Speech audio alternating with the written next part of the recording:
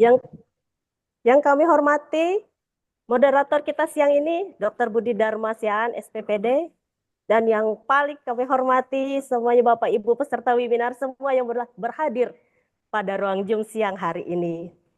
Yang utama, marilah kita panjatkan puji syukur kehadirat Tuhan yang Maha Kuasa atas anugerahnya lah kita dapat bertatap muka di ruang Zoom pada siang hari ini. Sangat berbahagia sekali kita dapat bersua kembali dalam acara webinar siang hari ini. Yang sekitar 2 atau 3 tahun yang telah lewat kita sudah mengadakan juga hal yang seperti ini. Dan sangat berbahagia sekali kita dapat bertatap muka kembali pada webinar awam pada siang hari ini. Acara ini dalam rangka memperingati Hari Ginjal Sedunia tahun 2025. Rumah Sakit Umum Daerah Dr. Doris Silvanus Palangkaraya mengadakan beberapa kegiatan yang dilaksanakan termasuk dengan webinar kita pada siang hari ini. Webinar siang hari ini dengan tema Sehatkah Ginjal Anda? Deteksi segera, lindungi ginjal kita. Besar barangnya kecil, tapi besar manfaatnya. Oleh sebab itulah, dengan penuh perhatian yang sangat, panitia mengadakan webinar awam dengan judul Deteksi Dini Penyakit Ginjal. Menghadirkan pembicara yang sangat luar biasa, yaitu Dr. Dadang Baskoro, dan akan dipandu oleh moderator kita yang gagah, Dr. Budi Dharma. Sedikit pantun Bapak Ibu. Buah mangga, buah labu. Labunya putih, bagai susu. Salam sehat Bapak Ibu, tetap semangat, janganlah lesu. Walaupun siang-siang seperti ini, jam-jamnya lapar karena berpuasa tidak akan menyurutkan semangat kita untuk mendapatkan ilmu dan wawasan untuk deteksi dini ginjal kita. Diinformasikan kepada Bapak Ibu peserta webinar, ada door prize menarik yang akan dibagikan pada saat webinar berlangsung. Jadi, tetap stay dan simak webinar sampai dengan selesai. Ilmunya dapat, hadiahnya dapat pula. Lumayan buat beli takjil. Pemenang door prize nanti akan kami umumkan pada akhir acara dan dapat menghubungi kontak person Bapak Mulyadi untuk proses selanjutnya. Adapun susunan acara webinar kita pada siang hari ini, yang pertama pembukaan yang sekarang sedang berlangsung. Kemudian nanti akan kita menyanyikan lagu Indonesia Raya. Selanjutnya ada doa. Kemudian sambutan-sambutan. Selanjutnya acara inti webinar pemaparan materi dengan estimasi waktu. Paparan materi kurang lebih 20 menit dan diskusi kurang lebih 30 menit. Yang terakhir adalah penutup. Atas kecintaan kita terhadap tanah air pada setiap acara momen-momen sangat penting, kita akan menyanyikan lagu Indonesia Raya. Bapak Ibu berduduk tegak di tempat masing-masing.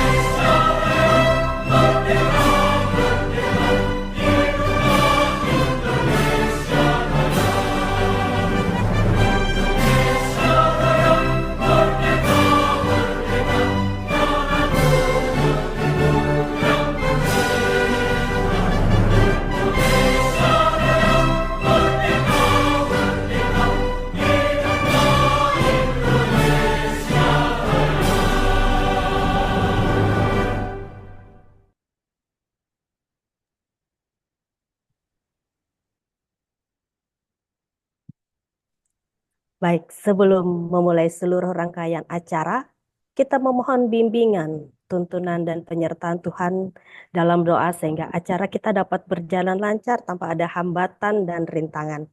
Doa akan dipimpin oleh Bapak Mulyadi Askepners.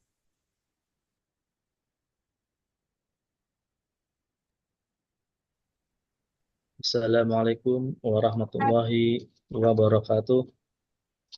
Bapak, Ibu, dan para peserta webinar, perkenankan saya memimpin doa pada hari ini dan izinkan saya membacakan doa sesuai ajaran Islam. Bagi yang berkeyakinan lain, silakan untuk menyesuaikan. Bismillahirrahmanirrahim. Alhamdulillahirabbil alamin. Assalatu wassalamu ala asrafil anbiya'i wal mursalin. Sayyidina Muhammad wa ala alihi washabihi ajma'in.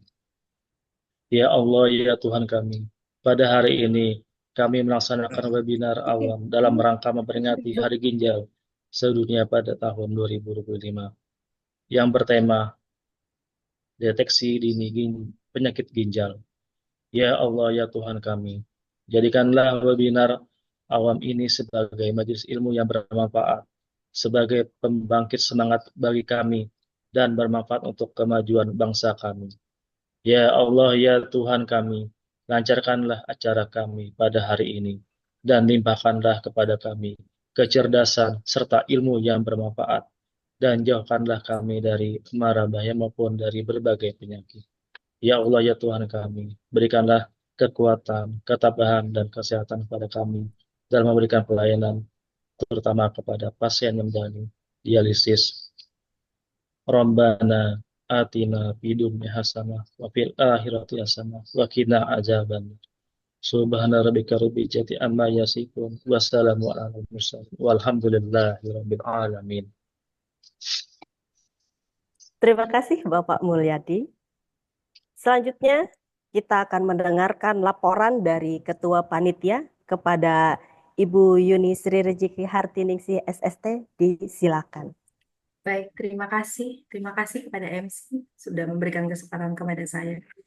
Assalamualaikum warahmatullahi wabarakatuh. Selamat sore. Salam sejahtera untuk kita semua. Om Swastiastu, Tabe Salamat, Lingmunalatai. Salam sujud Karende Malempang, Adil Katalino, Bacuramin Kasarga. Basengat Kajibata. Arus. Yang terhormat Direktur RSUD Dr. Doris Silvanus Provinsi Kalimantan Tengah, yaitu Bapak Dr. Suyuti Samsul. Yang terhormat Koordinator Wilayah Kalimantan Tengah Pernefri, Dr. Untung Surapati SPD KGH Finasin. Yang terhormat narasumber kita pada kegiatan webinar, Dr. Dadang Baskoro Nugroho SPPD Finasin. Yang terhormat moderator webinar, Dr. Budi. Yang terhormat Kak Instalasi Dr. Dayang Nurbayati MSc SPPD. Yang terhormat seluruh panitia penyelenggara kegiatan Hari Ginjal Sedunia. Yang terhormat peserta webinar pada sore hari ini. Pertama-tama saya sebagai Ketua Panitia Penyelenggara Hari Ginjal Sedunia World Kidney Day ingin menyampaikan ucapan terima kasih atas kehadiran Bapak Ibu di kegiatan webinar hari ini. Izin saya melaporkan kegiatan dalam rangka memperingati Hari Ginjal Sedunia dengan tema Sehatkah Ginjal Anda? Deteksi segera lindungi ginjal Anda. Kegiatan tersebut diselenggarakan di RSUD Dr. Doris Silvanus, Provinsi Kalimantan Tengah dengan tujuan kegiatan ini adalah meningkatkan kesadaran masyarakat terhadap upaya pencegahan dan deteksi dini penyakit ginjal kronik. Adapun kegiatan yang telah dilaksanakan dengan tepat waktu sesuai timeline yang telah ditentukan oleh panitia penyelenggara adalah yang pertama yaitu adalah podcast bersama media Kalteng Pos melalui media elektronik dan media sosial tentang tips dan trik menjaga ginjal tetap sehat, serta pengenalan layanan dialisis yang ada di RSUD Dr. Doris Silvanus. Podcast ini dibawakan oleh perawat ruang dialisis RSUD Dr. Doris Silvanus, yaitu Nurse Teresia Erwabita dan Nurse Mulyadi. Kegiatan ini dilaksanakan di kantor Kalteng Pos tanggal 12 Maret 2025. Kemudian kegiatan yang kedua adalah penyuluhan gizi bagi pasien hemodialisis di instalasi dialisis RSUD Dr. Doris Silvanus. Kegiatan ini bekerja sama dengan instalasi gizi dan tim promosi kesehatan rumah sakit pada tanggal 18 Maret 2025 dengan jumlah peserta penyuluhan sebanyak kurang lebih 50 pasien dan keluarga pasien. Yang terakhir adalah webinar awam dengan tema deteksi dini penyakit ginjal dengan narasumber Dr. Dadang Baskoro Nugroho SPPD, Finasim dan moderator Dr. Budi Dharma SPPD Finasim FACP, dan kami ucapkan terima kasih karena sudah berusaha meluangkan waktunya di tengah-tengah kesibukan yang cukup padat. Dan kami sangat berbahagia ternyata peserta kami dengan target 100 orang ternyata hari ini tercapai 100 orang yang sekarang berhadir di Zoom. Semua kegiatan yang telah saya sebutkan telah terlaksana dengan baik. Partisipasi peserta sangat antusias dan positif. Tidak ada kendala ataupun masalah yang menghambat pelaksanaan kegiatan penyelenggaraan dalam rangka memperingati Hari Ginjal Sedunia. Kegiatan ini perlu juga kami evaluasi agar dapat menjadi acuan untuk penyelenggaraan acara serupa ke depannya, dan evaluasi ini mencakup dari berbagai aspek termasuk perencanaan, pelaksanaan, dan partisipasi dari peserta. Mengenai sumber dana dari kegiatan ini, bantuan dari Rumah Sakit Doris Silvanus dan KAS, teman-teman Pernevri, serta sponsorship yang tidak mengikat. Saya mengucapkan terima kasih kepada Bapak PLT RSUD Dr. Doris Silvanus untuk dukungan dan arahannya dalam pelaksanaan semua kegiatan. Terima kasih yang sebesar-besarnya kepada seluruh anggota panitia penyelenggara atas dedikasi dan kerja kerasnya dalam mempersiapkan semua dengan kerjasama yang sangat solid, dan di antara semua panitia sangat membantu untuk kesuksesan semua kegiatan ini. Terima kasih juga kepada para sponsorship, yaitu PT Etana Biotek, Firma Internasional, dan Satoria Pharma. Terima kasih juga kepada media Mendapat Kalteng Homes, senjata, peluru, dan instalasi bahan peledak gizi yang disimpan. RSUD Dr. Doris Karena Silvanus, kali ini mereka juga perlu serta melindungi dua tim warga sipil PKRS Rumah Sakit dan teman-teman pihak-pihak waspada. lain yang membantu. Kami sebagai panitia pelaksana juga memohon maaf apabila ada pelaksanaan kegiatan ini ada hal yang kurang berkenan. Demikian laporan pelaksanaan dari rangkaian kegiatan Hari Ginjal Sedunia World Kidney Day. Dan selanjutnya kami memohon kepada Ketua Umum Pernevri untuk memberikan kata sambutan serta Bapak PLT Direktur RSUD Dr. Doris Silvanus Kalimantan Tengah untuk memberikan sambutan dan sekaligus membuka acara webinar awam secara resmi. Terima kasih. Wassalamualaikum warahmatullahi wabarakatuh. Selamat sore. Terima kasih Ibu Yuni atas laporannya.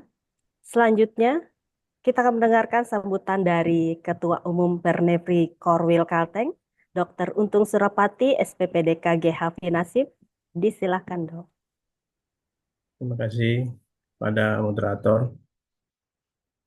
Assalamualaikum warahmatullahi wabarakatuh. Waalaikumsalam warahmatullahi wabarakatuh. Alhamdulillahirabbil alamin wassalatu wassalamu ala asyrafil anbiya'i wal mursalin wa ala alihi wa sahbihi ajma'in amma ba'd. Salam sejahtera buat kita semua. Om Swastiastu, Nama Budaya, salam kebajikan. Adil Katalino, Bacuramin, Kasuraga, Basengat, Kajibata, arus. Yang saya hormati Bapak Direktur Rumah Sakit Umum Daerah Provinsi Kalimantan Tengah, Bapak Dr. Haji Suyuti Samsul MBPM, dan beserta jajarannya. Kemudian Banyak yang saya hormati pembicara Pak Dr. Haji Dadang Baskoro SPPD Finasim, dan kepada moderator kita yang ganteng Dr. banyak bawaan. SPD KGH Finasim. Jadi calon hampir sudah. Kemudian juga kami mengucapkan penghormatan kepada Ketua Panitia Webinar Awam pada Hari Ginjal Sedunia tahun 2025. Yang saya hormati juga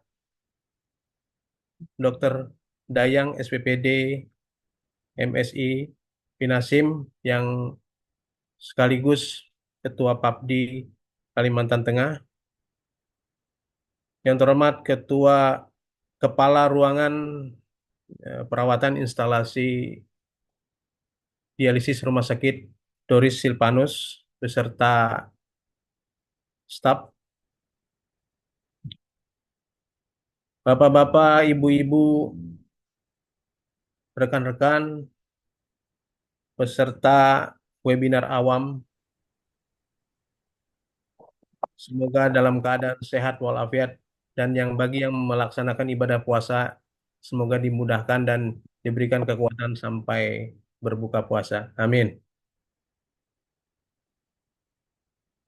Pertama-tama saya ingin mengucapkan selamat kepada Rumah Sakit Umum Daerah Provinsi Kalimantan Tengah Doris Silpanus yang telah mampu menyelenggarakan webinar awam dalam rangka memperingati Hari Ginjal Sedunia tahun 2025 yang bertepatan pada tanggal 13 Maret tahun 2025. Di mana kita sebagai Pernepri Korwil Kalimantan Tengah sebagai organisasi yang peduli dengan kesehatan ginjal berkomitmen untuk meningkatkan kesadaran masyarakat tentang pentingnya kesehatan ginjal dan mencegah penyakit ginjal. Oleh karena itu, kami sangat mengapresiasi kepada Rumah Sakit Doris Silpanus yang begitu semangat menyelenggarakan acara webinar awam tentang deteksi dini penyakit ginjal. Oleh karena itu, kami harapkan dengan webinar ini dapat memberikan informasi yang akurat terkini tentang deteksi dini ginjal dan cara-cara untuk mencegah penyakit ginjal. Dan acara ini dapat menjadi sarana untuk meningkatkan kesadaran masyarakat tentang pentingnya kesehatan ginjal dan mencegah penyakit ginjal. Tidak berpanjang lebar, karena tadi dibuka dengan pantun, maka saya tutup dengan pantun. Mohon dibalas dengan cakep. Oke. Puasa banyaklah memberi. Cakep. Di Bingka dan juga getuk. Cakep. Kalau acara ini di siang hari, semoga tidak ada yang mengantuk. Cakep, Pak. Terima kasih kepada semuanya yang telah berpartisipasi dalam acara ini, dan saya berharap bahwa kita semua dapat menjadi agen perubahan untuk meningkatkan kesehatan ginjal di masyarakat. Selamat mendengarkan, dan saya akhiri dengan wabillahi taufiq wal hidayah. Wassalamualaikum warahmatullahi wabarakatuh. Waalaikumsalam. Terima kasih, Dokter Untung. Selanjutnya, kita akan mendengarkan sambutan dari Direktur Rumah Sakit Dr. Doris Silpanus Palangkaraya, Dr. Suyuti Samsul MPPM, sekaligus membuka acara webinar kita pada siang hari. Silakan, Pak. Ya, terima kasih. Salam hormat untuk semua. Assalamualaikum warahmatullahi wabarakatuh. Selamat siang, salam sejahtera untuk kita semua. Om Swastiastu, Tabe Salama Limun Alatai, Salam Sawijo Karende Malempang, Adil Katalino, Bacurami Kak Saruga, Basengat Kajubata. Arus. Yang saya hormati Koordinator Wilayah Korwil Kalimantan Tengah Pernepri, ya teman saya ini Dr. Untung Surapati SPPD, konsultan ginjal hipertensif Pinasim. Yang saya hormati narasumber Dr. Dadan Baskoro Nugroho SPPD Pinasim. Yang saya hormati di sini ketua, ini malah kelupaan ini, ketua Pernepri ya, Kalteng, Dr. Dayang, maaf. Kemudian Ketua Komite dan anggota Komite PKRS RSUD Dr. Doris Silvanus, Provinsi Kalimantan Tengah. Yang saya hormati Kepala Ruangan Instalasi Hemodialisis RSUD Dr. Doris Silvanus. Yang saya hormati Panitia Pelaksana Kegiatan Hari Ginjal Sedunia RSUD Dr. Doris Silvanus. Yang saya banggakan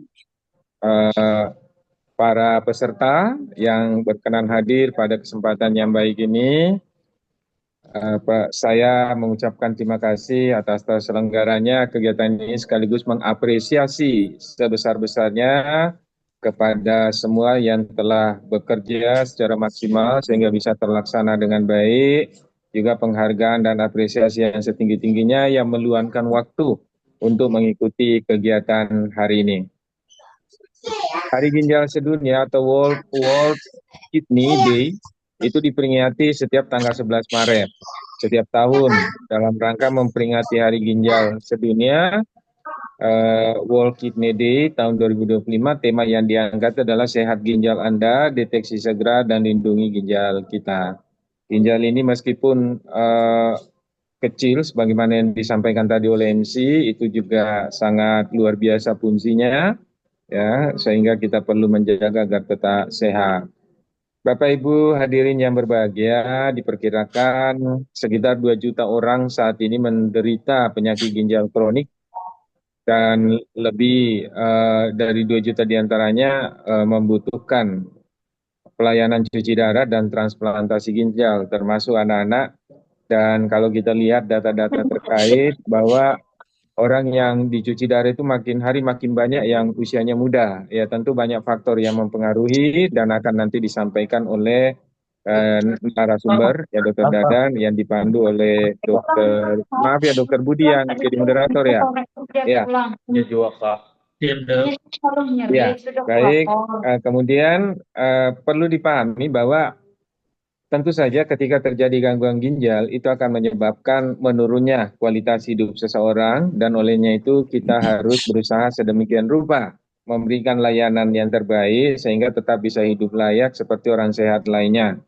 Ya, anak-anak yang menderita ginjal itu juga kita harus menjadi perhatian karena meskipun masih sangat muda tetapi justru karena dia berada dalam usia muda maka lamanya menanggung beban penyakit tentu akan lebih lama dibanding orang dewasa ya sehingga memang perlu diberikan dorongan terus-menerus agar mereka tetap bisa semangat menjalani kehidupan meskipun harus cuci darah atau pada akhirnya nanti bisa dilaksanakan transplantasi karena yang terbaik sebetulnya itu adalah pemberian transplantasi ginjal, namun kan itu tidak mudah ya, terutama soal donor dan sebagainya ya, dan biaya juga tentu tidak sama dengan cuci darah.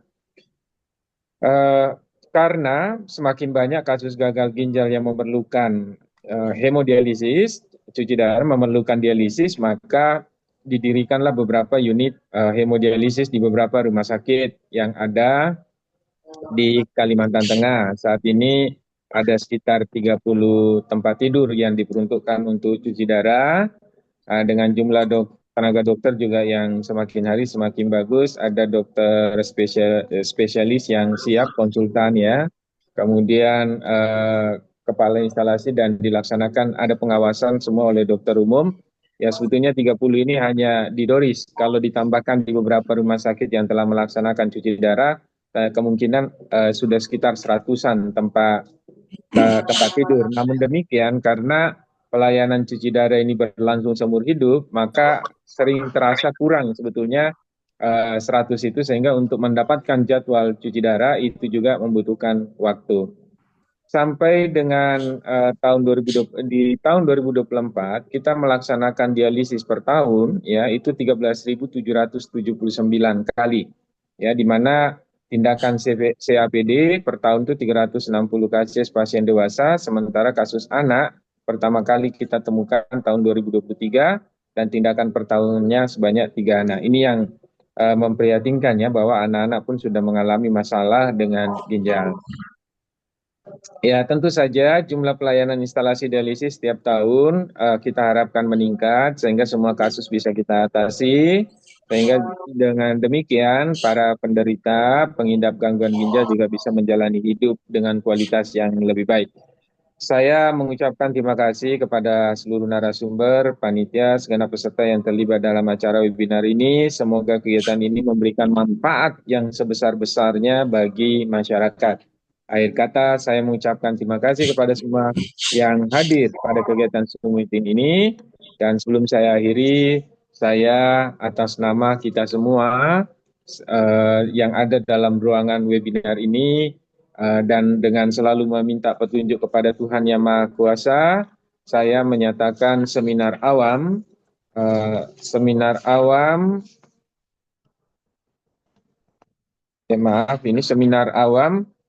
deteksi dini penyakit ginjal saya nyatakan dibuka dengan resmi. Assalamualaikum warahmatullahi wabarakatuh. Selamat siang. Waalaikumsalam. Ya. Terima kasih Pak Suyuti. Sebelum kita masuk pada acara webinar, kita akan foto bersama via Zoom nanti akan dipandu oleh Bapak Rahman Hakim Escape Nurse. Harap Bapak Ibu semua dapat on-kan kameranya dan berikan senyumnya yang paling manis walaupun sedang berpuasa di hari yang panas ini. Silakan on kamera dan dipandu oleh Bapak Rahman Hakim. Kita foto dulu ya Bapak Ibu ya. Kita mulai slide ke 1.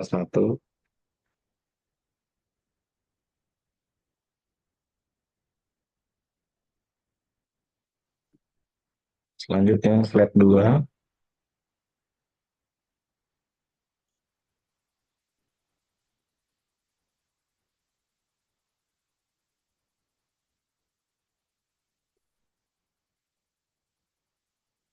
Slide ketiga.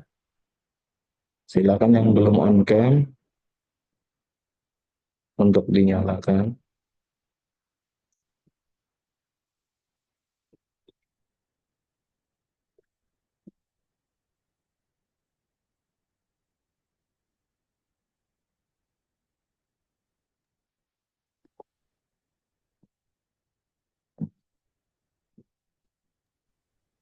Siap, sudah selesai foto bersama. Terima kasih Bapak Ibu. Terima kasih atas sambutannya dari Bapak Korwil dan Pak Direktur, juga laporan dari Ketua Panitia. Sebelum kita mendengarkan materi webinar, diingatkan kembali kepada peserta webinar semua, webinar ini berhadiah loh. Silakan menyimak sampai dengan selesai dan ikut serta berdiskusi pada saatnya nanti. Salam sehat. Saya akan membacakan CV dari moderator. Moderator kita pada siang hari ini, Dr. Yang Gagah, Dr. Budi Dharma Sian, SPPD, lahir di Jakarta tanggal 28 Juni 1984. Menurut informasi beliau sudah menikah. Kemudian riwayat pendidikan, Dr. Budi menyelesaikan pendidikan dokter umum di FK Universitas Sumatera Utara pada tahun 2007 dan menyelesaikan pendidikan spesialis penyakit dalam di FK Universitas Airlangga, lulus pada tahun 2019 dan sekarang masih menjalani pendidikan subspesialis ginjal hipertensi. Kemudian ada Fellow of Indonesian Society of Internal Medicine di tahun 2022 dan mendapatkan Fellow of American College of Physicians tahun 2023. Luar biasa sekali moderator kita pada siang hari ini. Untuk efisiensi waktu, kita akan mendengarkan pemaparan materi webinar yang akan dipandu oleh Dr. Budi. Kepada Dr. Budi, disilakan. Baik, terima kasih kepada MC Mbak Mita. Terima kasih kepada para senior dan teman sejawat, begitu juga dengan para hadirin yang hadir pada siang hari ini. Yang terhormat Dr. Suyuti, Dr. Untung Surapati SPPD KGH, Dr. Dadang dan Dr. Dayan SPPD, begitu juga dengan Ketua Panitia, Nurse Yuni. Izinkan saya pada sore hari ini akan memandu acara webinar awam pada siang hari ini yang berjudul Deteksi Dini Penyakit Ginjal Kronis. Sebagai pengantar, kenapa topik ini diangkat oleh Pernefri pada tahun ini, terutama oleh Organisasi Ginjal Dunia juga, ISN, karena terjadi peningkatan angka morbiditas dari penyakit ginjal kronik, di mana tahun 2013 2 dari 1.000 orang itu mengalami penyakit ginjal kronis, dan data tahun 2023 terjadi peningkatan menjadi 4 dari 1.000 orang itu menderita penyakit ginjal kronik. Ini yang menjadi perhatian dari kita organisasi ginjal sedunia maupun Indonesia, mengapa topik ini diangkat pada tahun ini. Kemudian kenapa penting untuk deteksi dini? Karena memang penyakit ginjal ini bergejala ketika 80-90% fungsi ginjalnya sudah rusak. Nah, sehingga memang harus dideteksi lebih awal, terutama pada pasien-pasien dengan diabetes dan hipertensi, di mana diabetes dan hipertensi ini menyumbang lebih dari 60% penyebab penyakit ginjal kronik. Akan dipaparkan lebih lanjut oleh senior saya, Dr. Dadang Baskoro. Saya bacakan untuk riwayat CV-nya. Dr. Dadang Nugroho SPPD Vinasim, di mana beliau saat ini sebagai spesialis penyakit dalam di Rumah Sakit Daerah Jaraga Sasame, kemudian merupakan dokter penanggung jawab hemodialisis di Rumah Sakit Doris Silvanus, dan baru saja diangkat menjadi pelaksana tugas Kadis Kesehatan Kabupaten Barito Selatan. Dengan riwayat pendidikan, dokter umum lulus tahun 1999 dari Universitas Samratulangi Manado, dan dokter spesialis penyakit dalam lulus tahun 2008 dari Universitas Samratulangi Manado, dan mendapatkan fellow hemodialisis di RSCM Jakarta tahun 2019, dan mendapat gelar Vinasim dari PABDI tahun 2023. Beliau bertugas di Barito Selatan mulai dari tahun 2009.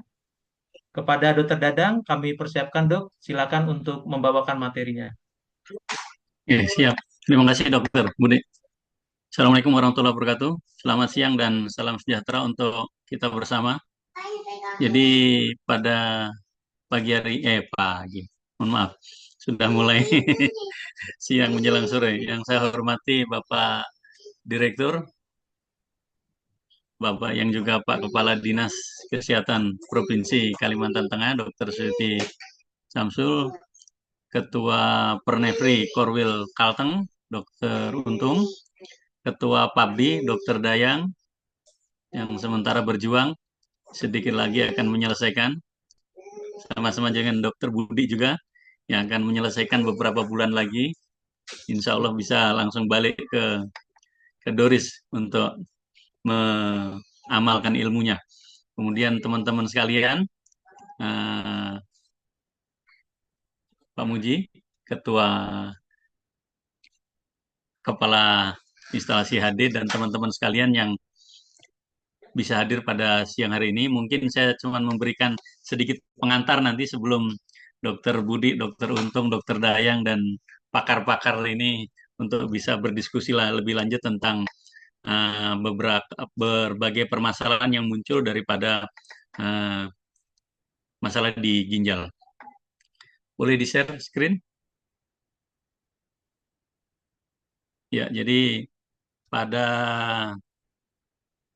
seperti yang kita ketahui bahwa salah satu masalah yang cukup menjadi permasalahan yang cukup complicated adalah permasalahan gangguan ginjal. Nah, makanya dari Pernefri sendiri sudah mencanangkan untuk melakukan pendeteksian dini terhadap penyakit ginjal tersebut. Slide selanjutnya. Pendahuluan bahwa ginjal seperti kita ketahui bersama mempunyai fungsi yang sangat penting. Di antaranya yaitu menyaring dan membuang zat sisa dan limbah dari dalam tubuh. Kemudian bahwa juga fungsi ginjal juga berperan dalam produksi sel darah merah. Untuk itu penting sekali menjaga fungsi ginjal dan kesehatan ginjal itu sendiri. Di mana kita ketahui bersama bahwa pada gangguan-gangguan yang sifatnya sistemik pasti akan terjadi dan akan melibatkan daripada fungsi ginjal itu sendiri. Slide selanjutnya. Kemudian seperti disampaikan di awal tadi bahwa ginjal terdiri dari sepasang organ, yaitu ada ginjal kiri dan ginjal kanan. Tapi kalau orang Jawa, kalau Dokter Budi kan biasanya ginjal-ginjal berbeda ya. Kalau ginjal-ginjal berbeda dengan ini. Kemudian ginjal ini terletak di bawah tulang rusuk. Kemudian organ ini bentuknya menyerupai kacang merah dan berukuran sekitar 10-12 cm atau sebesar kepalan tangan. Jadi masing-masing kepalan tangan, nah itu besar daripada ginjal kita seperti itu kira-kira. Kemudian ginjal memiliki sekitar 1 juta unit penyaring darah yang disebut nefron. Kemudian karena itu fungsi utama ginjal adalah menyaring darah. Selain itu, organ ginjal juga terdiri dari bagian terluar, korteks ginjal, dan rongganya dengan perannya masing-masing. Slide selanjutnya. Fungsi ginjal, seperti kita ketahui bersama bahwa yang pertama adalah menyaring darah, kemudian menyaring dan membuang limbah, kemudian mengendalikan keseimbangan air di dalam tubuh, kemudian mengatur tekanan darah dan tingkat garam dalam darah. Kemudian yang selanjutnya yaitu mengatur sel darah merah, kemudian mengatur keseimbangan asam basa, menjaga konsentrasi mineral dan elektrolit, dan menghasilkan bentuk aktif daripada vitamin D. Selanjutnya, slide selanjutnya, ini gambaran daripada ginjal yang ada kita. Slide selanjutnya. Penting sekali untuk kita menjaga kesehatan dan fungsi daripada ginjal. Ada beberapa hal banyak yang bisa kita lakukan, diantaranya itu minum air putih yang cukup, sekitar 2 liter atau sekitar 8-10 gelas per hari. Dan kondisi ini mungkin dalam kita harus pahami bahwa ini kondisi-kondisi normal. Nah, kalau pada kondisi-kondisi yang tidak normal tentu ini berbeda. Misalkan pada orang yang sudah mengalami gangguan ginjal ataupun orang sudah mengalami gangguan fungsi jantung, maka harus dilakukan pembatasan cairan. Tapi ini dalam kondisi normal. Kemudian mengkonsumsi makanan yang sehat, bergizi dan seimbang. Di antaranya sayur mayur, buah-buahan dan biji-bijian. Kemudian melakukan pembatasan makanan tinggi garam, tinggi gula dan makanan yang berlemak. Pembatasan dalam ini kalau kita kenal dengan diet ataupun kita pengaturan. Jadi kalau mau tidak mau kondisi ini harus kita atur. Misalkan kalau tubuh sendiri merupakan sesuatu salah satu ciptaan Tuhan yang paling sempurna adalah manusia. Maka tubuh kita juga adalah yang paling sempurna dan ginjal juga adalah ginjal yang paling sempurna. Sementara itu dalam kondisi-kondisi tertentu kalau kita makan makanan yang mengandung kandungan yang tinggi, otomatis pasti akan mengalami permasalahan di dalam ginjal itu sendiri. Nah, kalau ini berlangsung 1-2 hari, kemungkinan tidak akan ada masalah. Tapi kalau ini berlangsung terus dan berlangsung sistemik dan berlangsung terus begitu, pasti akan menjadikan suatu permasalahan. Makanya dari awal kita harus melakukan pengaturan-pengaturan ini. Kemudian senantiasa melakukan olahraga secara rutin, minimal 30 menit sehari. Kalaupun ini kita bisa lakukan paling tidak sekitar 3-4 kali 1 minggu, insya Allah akan bisa membuat kondisi kita lebih bagus. Slide selanjutnya. Kemudian menjaga kesehatan fungsi ginjal yang lainnya adalah, yang tidak kalah pentingnya adalah menghentikan kebiasaan merokok. Kemudian menghindari minuman beralkohol dan menghindari minuman obat-obatan jangka panjang, apalagi obat-obatan yang tidak dianjurkan oleh dokter, karena bisa merusak fungsi daripada ginjal. Seringkali kan kalau kita temukan pasien di praktek maupun di rumah sakit maupun di tempat-tempat ini, ketika berdiskusi, dok saya tidak mau minum obat karena takut nanti ginjal saya rusak. Nah, ini pertanyaan-pertanyaan ini merupakan suatu kondisi real yang terjadi di masyarakat dan ini adalah suatu potret fenomena gunung es. Jadi selalu difahami bahwa obat itu adalah merusak daripada ginjal. Nah, ini sebenarnya pemahaman ini terbalik. Jadi makanya itu ada obat-obat yang memang harus dikonsumsi rutin dan ada obat-obat yang tidak boleh dikonsumsi secara terus-menerus. Misalkan obat-obatan antihipertensi, maka mau tidak mau harus dikonsumsi secara rutin. Kemudian obat-obat ataupun obat diabetes mellitus ataupun insulin atau apa, kalau kita pergunakan secara maksimal insya Allah akan bermanfaat.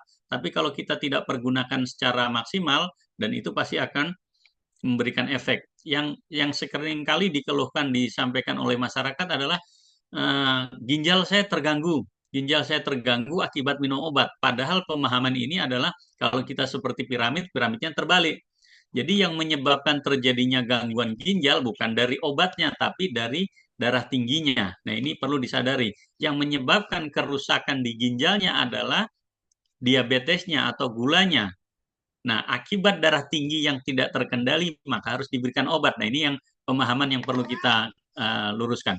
Slide selanjutnya.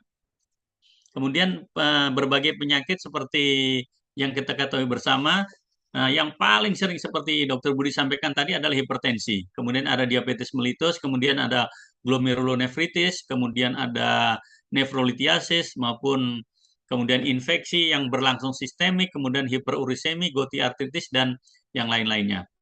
Slide selanjutnya. Nah, beberapa penyebab yang paling sering tadi, seperti saya sampaikan tadi, kalau hipertensi, kan tidak mungkin hipertensi berlangsungnya itu cuma 1-2 jam. Berlangsungnya suatu hipertensi, pasti prosesnya adalah suatu proses yang kronik dan berlangsung terus-menerus. Nah, sama juga dengan diabetes. Nah, namanya orang diabetes pasti gangguannya adalah sistemik. Nah, sistemik melibatkan seluruh sistem tubuh yang mulai berlangsung dari ujung kepala sampai di ujung kaki. Karena tidak mungkin ada orang hipertensi di kepala nih darah tinggi tapi di kakinya tidak. Nah, itu pasti tidak mungkin. Nah, ini karena suatu sistem yang berjalan ke seluruh tubuh. Jadi akhirnya gangguan ginjal itu sendiri merupakan suatu kumpulan gejala atau sindroma yang terjadi akibat terakumulasinya produk buangan atau toksik uremik disebabkan oleh menurunnya fungsi ginjal. Kemudian sindroma ini berkaitan dengan gangguan keseimbangan air, elektrolit, hormon, dan metabolisme lain. Jadi kalau gangguan ginjal ini terjadi, maka otomatis seluruh sistem tubuh sudah bermasalah. Nah, ini yang harus disadari. Makanya seringkali kita temukan di praktek maupun di rumah sakit maupun di poli dengan semua dibilang, dok selama ini saya nggak pernah sakit. Kenapa kok sekarang muncul sakit seperti ini? Nah, akhirnya kita tanya balik, Bapak tidak sakit atau tidak memeriksakan diri? Ah, memang saya tidak memeriksakan diri. Nah, ini jadi yang difahami oleh masyarakat adalah bahwa sakit itu adalah sakit berat. Sakit itu adalah sakit yang sudah memang stroke, sudah serangan jantung maupun sudah gagal ginjal. Nah, itu baru dikatakan sakit. Padahal kalau kita ketahui bersama gangguan ginjal sendiri ini berlangsung dari yang paling ringan sampai yang paling berat. Slide selanjutnya.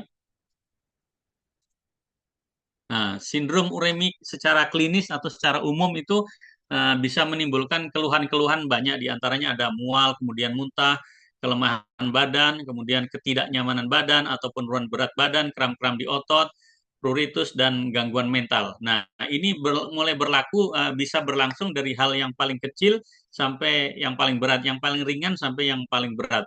Kalau selama ini yang kami temukan adalah pasien-pasien dengan gangguan ginjal ini pasti ada faktor awal yang bisa menjadi pencetusnya. Karena tidak mungkin orang sakit gagal ginjal terus ujuk-ujuk langsung jadi.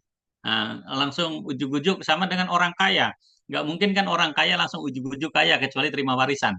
Nah, kalau kondisi yang biasa, maka ini pasti ada pencetusnya. Hipertensi, tensi yang sama juga dengan tensi. Tensi pertama dari awalnya pasti akan 120, 130, banyak beban, banyak pikiran, banyak urusan, banyak hutang mungkin ataupun banyak duit yang dipikir. Nah, akhirnya jadi beban meningkat. Stresor meningkat, terus kemudian ditambah dengan umur, ditambah dengan kondisi tubuh yang tidak melakukan dari awal tadi, tidak olahraga, tidak apa, akhirnya mengganggu sistem tubuh, tensinya juga naik, kemudian gula darahnya naik, HbA1c-nya naik, maka otomatis akan terjadi gangguan-gangguan kerusakan.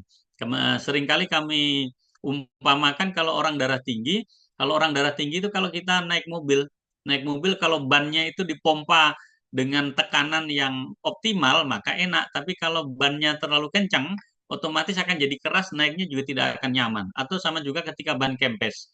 Sama juga posisi dalam hal ini adalah kalau tensi terlalu tinggi, maka pasti akan memunculkan komplikasi. Komplikasi yang bisa terjadi pada makrovaskuler maupun yang mikrovaskuler. Nah, kalau yang sering, yang paling parah adalah terjadinya gangguan stroke ataupun kalau sama dengan hidup ini sebenarnya kita tinggal menunggu sialnya aja. Sialnya kita terjadi di pembuluh darah mana. Kalau pembuluh darah otak yang terkena, maka kita terkena stroke. Kalau pembuluh darah jantung yang terkena, kita namanya serangan jantung. Kalau pembuluh darah ke ginjal yang terganggu, maka kita akan terjadi gagal ginjal atau gangguan daripada ginjal itu sendiri. Slide selanjutnya. Nah, gangguan ginjal itu sendiri bisa berlangsung akut atau yang berlangsung cepat. Untuk mengatasi hal itu, maka kita harus segera obati faktor penyebabnya, seperti infeksi yang berlangsung sistemik dan berat yang mengakibatkan terjadinya sepsis. Misalkan ada infeksi di paru-paru kayak atau infeksi di saluran kemih, misalkan ada urosepsis ataupun terjadi gangguan infeksi di paru-paru maupun di tempat lain yang berlangsung sistemik, ini bisa menyebabkan terjadinya gangguan ini. Kemudian segera melakukan tindakan operasi bila ditemukan obstruksi atau sumbatan di ginjal, seperti ada batu ginjal. Nah, kalau prosesnya cepat akibat daripada obstruksi tadi, kalau kita segera melakukan tindakan, kemungkinan fungsi ginjalnya akan reversible, akan pulih lagi. Nah, kemudian di samping selanjutnya adalah melakukan aktivitas yang sehat seperti minum air putih yang cukup, kemudian hindari minuman bersoda dan minuman energi yang dipergunakan secara tidak bijak. Jadi beberapa kali kami temukan bahwa orang gangguan ginjal yang sampai harus cuci darah itu umurnya rata-rata masih umur 19-20 sudah banyak yang harus mengalami cuci darah. Nah, salah satu yang kami temukan adalah penggunaan daripada minuman berenergi yang diminum tidak bijak. Dalam hal ini karena dia kerjanya malam, shiftnya malam, atau kerjanya di tempat yang membutuhkan konsentrasi, tapi bukan di siang hari, tapi di malam hari. Ini juga perlu diantisipasi. Akhirnya dia minum minuman berenergi itu dalam satu hari bisa 3-4 satset atau 3-4 botol dia minum, dan itu berlangsung terus. Dan akhirnya ketika diperiksa lebih lanjut, nah akhirnya terjadi yang namanya gangguan ginjal, gangguan fungsi ginjal. Nah, dan mau tidak mau akhirnya harus dilakukan tindakan hemodialisis. Terus kemudian yang selanjutnya adalah menghindari obat secara sembarangan dan hindari minum jamu yang tidak jelas. Dan ini perlu kami sampaikan bahwa bukan berarti tidak boleh minum obat atau tidak boleh minum jamu, bukan. Cuman kita harus tahu komposisi dan kegunaan dan manfaat daripada obat maupun jamu yang kita minum.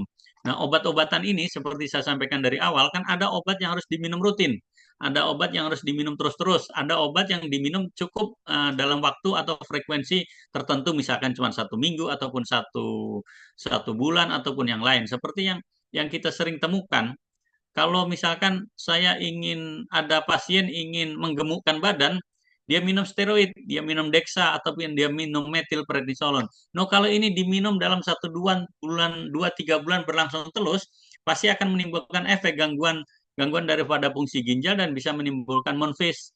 Dan ini salah satu contoh obat yang tidak dipergunakan secara pas dan dipergunakan secara sembarangan. Nah, ini kalau dia berlangsung terus, pasti akan menimbulkan suatu gangguan yang bersifat sistemik nanti. Slide selanjutnya.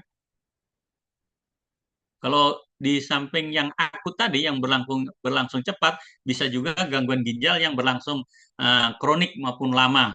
Nah, seperti yang kita ketahui bersama, ini yang paling banyak menjadi penyebab daripada gangguan ginjal, yaitu penyakit-penyakit kronis seperti hipertensi, diabetes mellitus, kemudian lupus, gouty arthritis, hiperuremia, dan penyakit-penyakit kronis lainnya. Nah, kalau hipertensi, kapan dia bisa menimbulkan gangguan ginjal?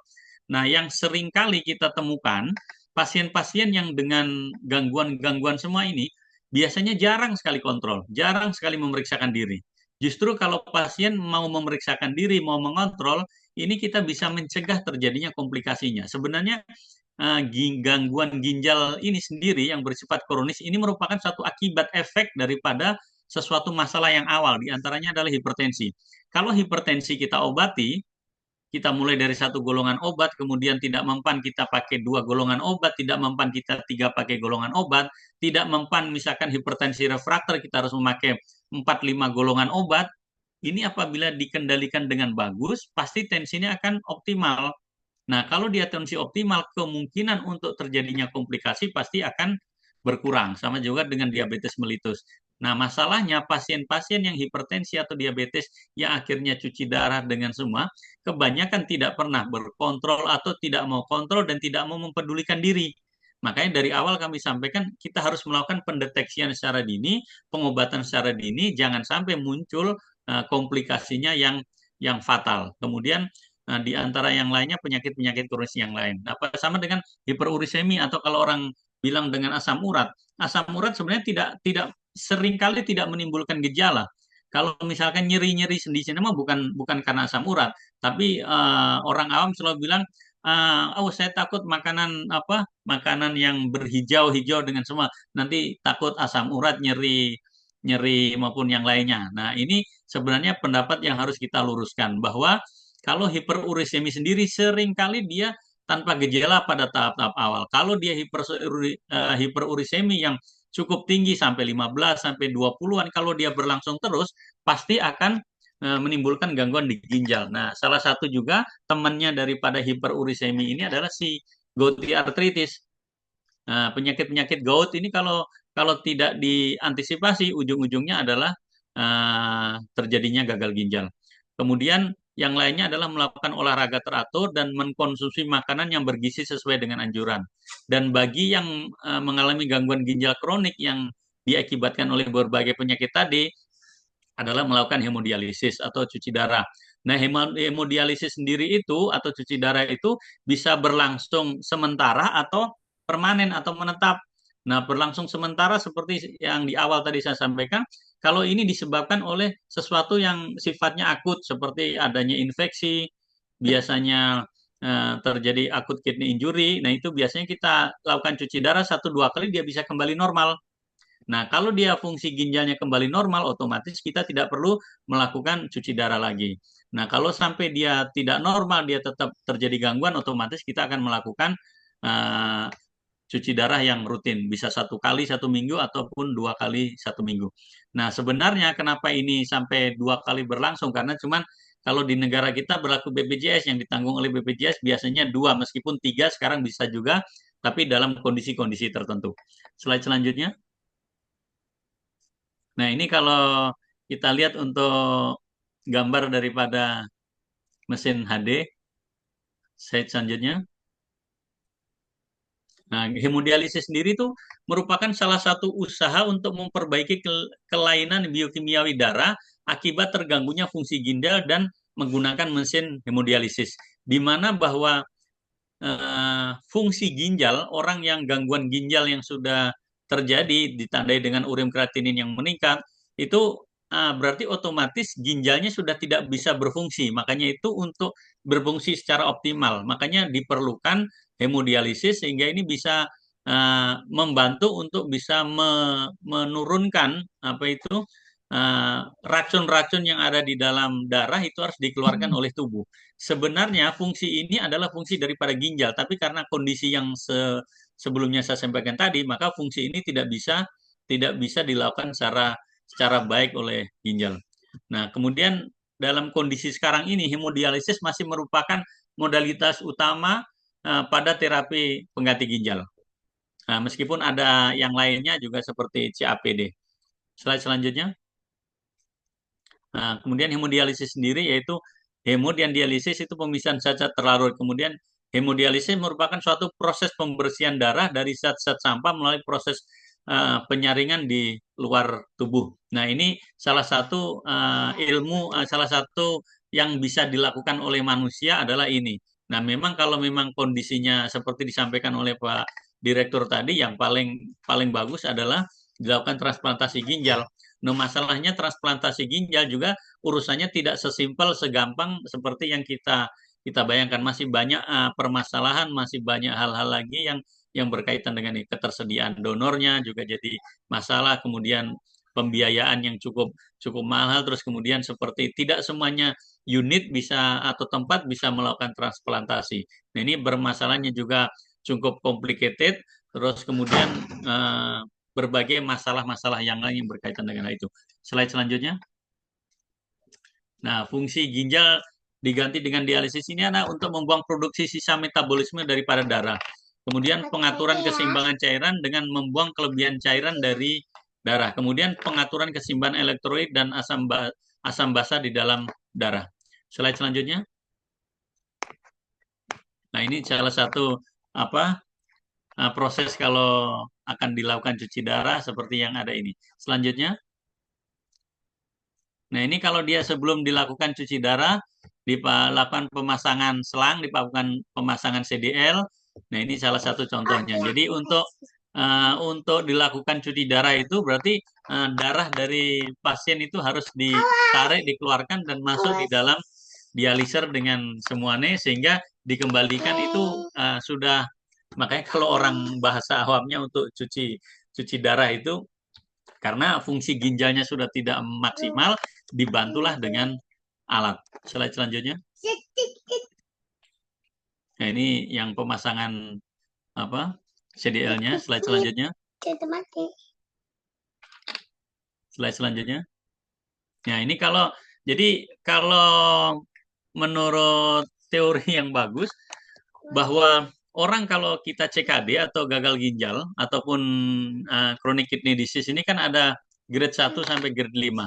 Nah, kalau dia sudah grade 5 otomatis harus dilakukan cuci darah. Nah, cuci darah itu sendiri itu sebenarnya adalah alternatif terakhir yang bisa dilakukan agar kita bisa tetap bertahan secara maksimal. Nah, untuk proses cuci darah itu sendiri bisa kalau dia pada tahap awal kita terpaksa harus memakai CDL.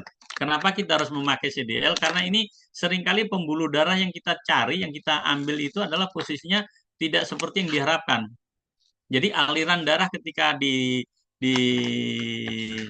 diambil untuk dikeluarkan itu nggak maksimal sehingga gampang terjadi sumbatan maupun gangguan yang lain.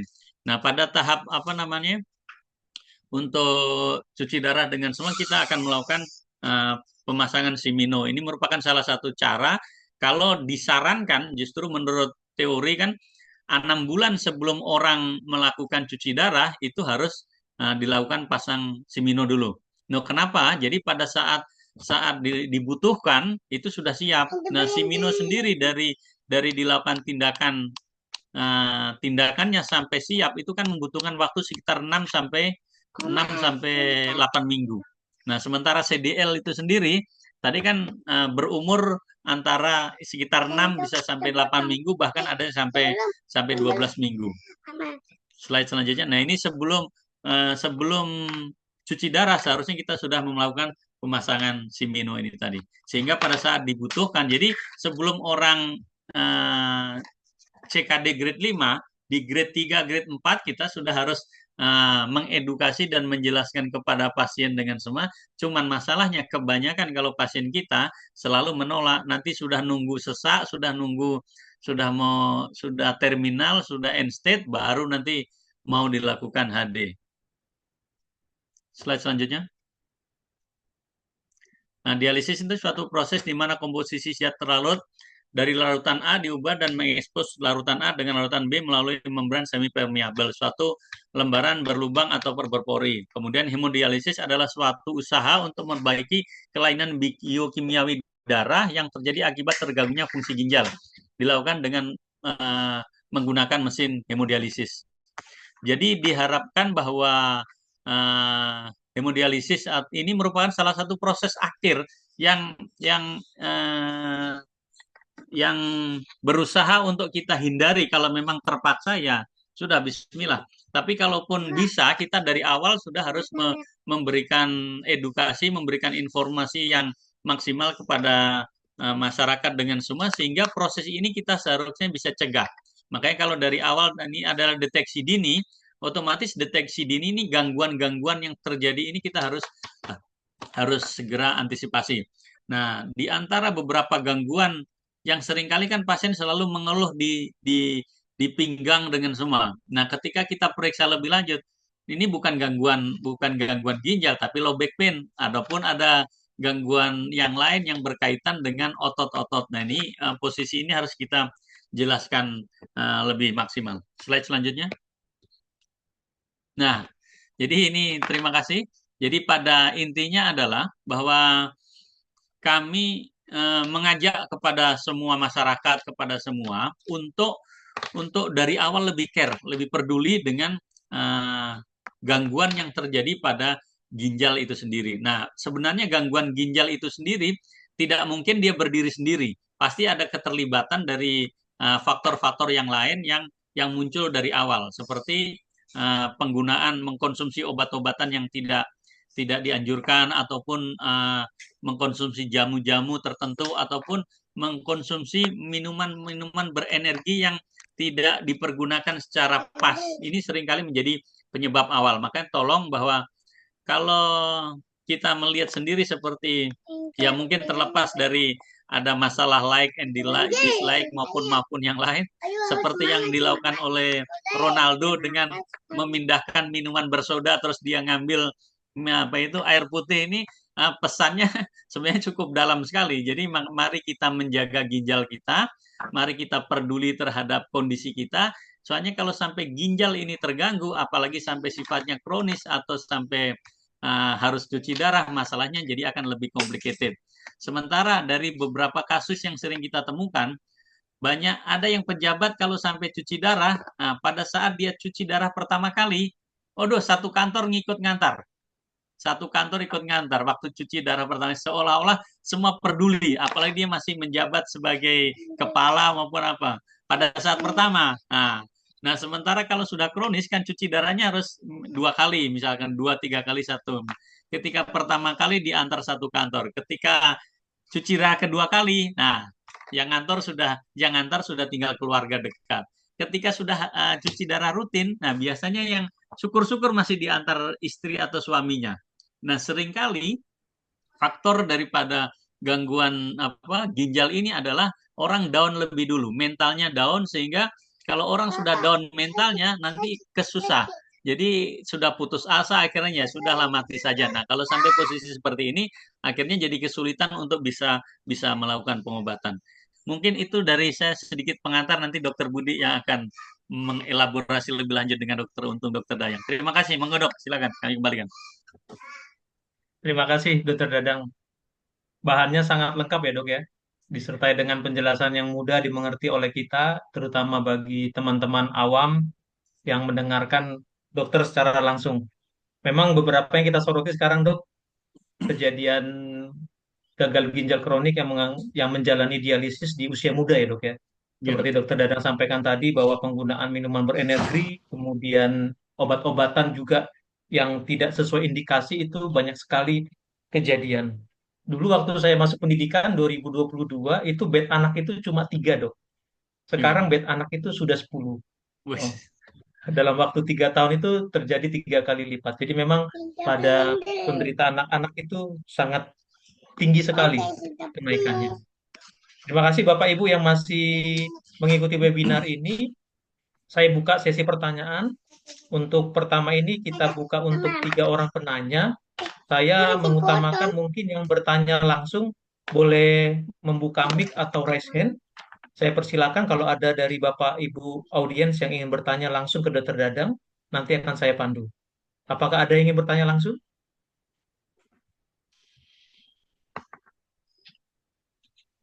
Silakan Pak Isra Nur.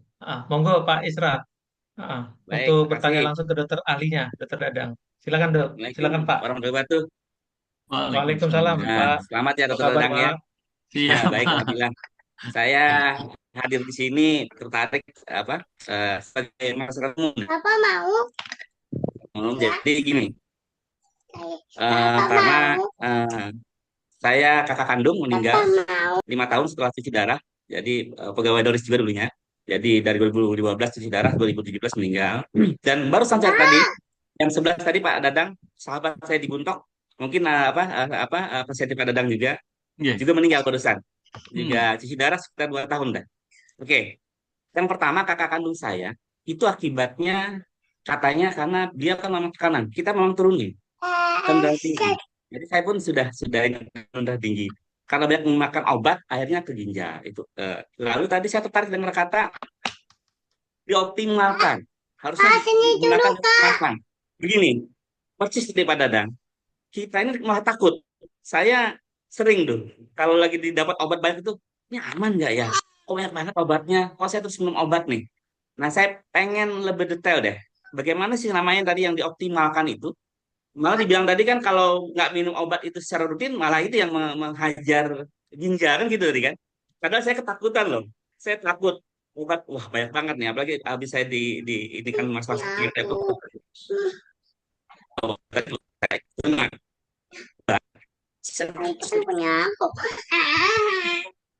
Itu sekitar.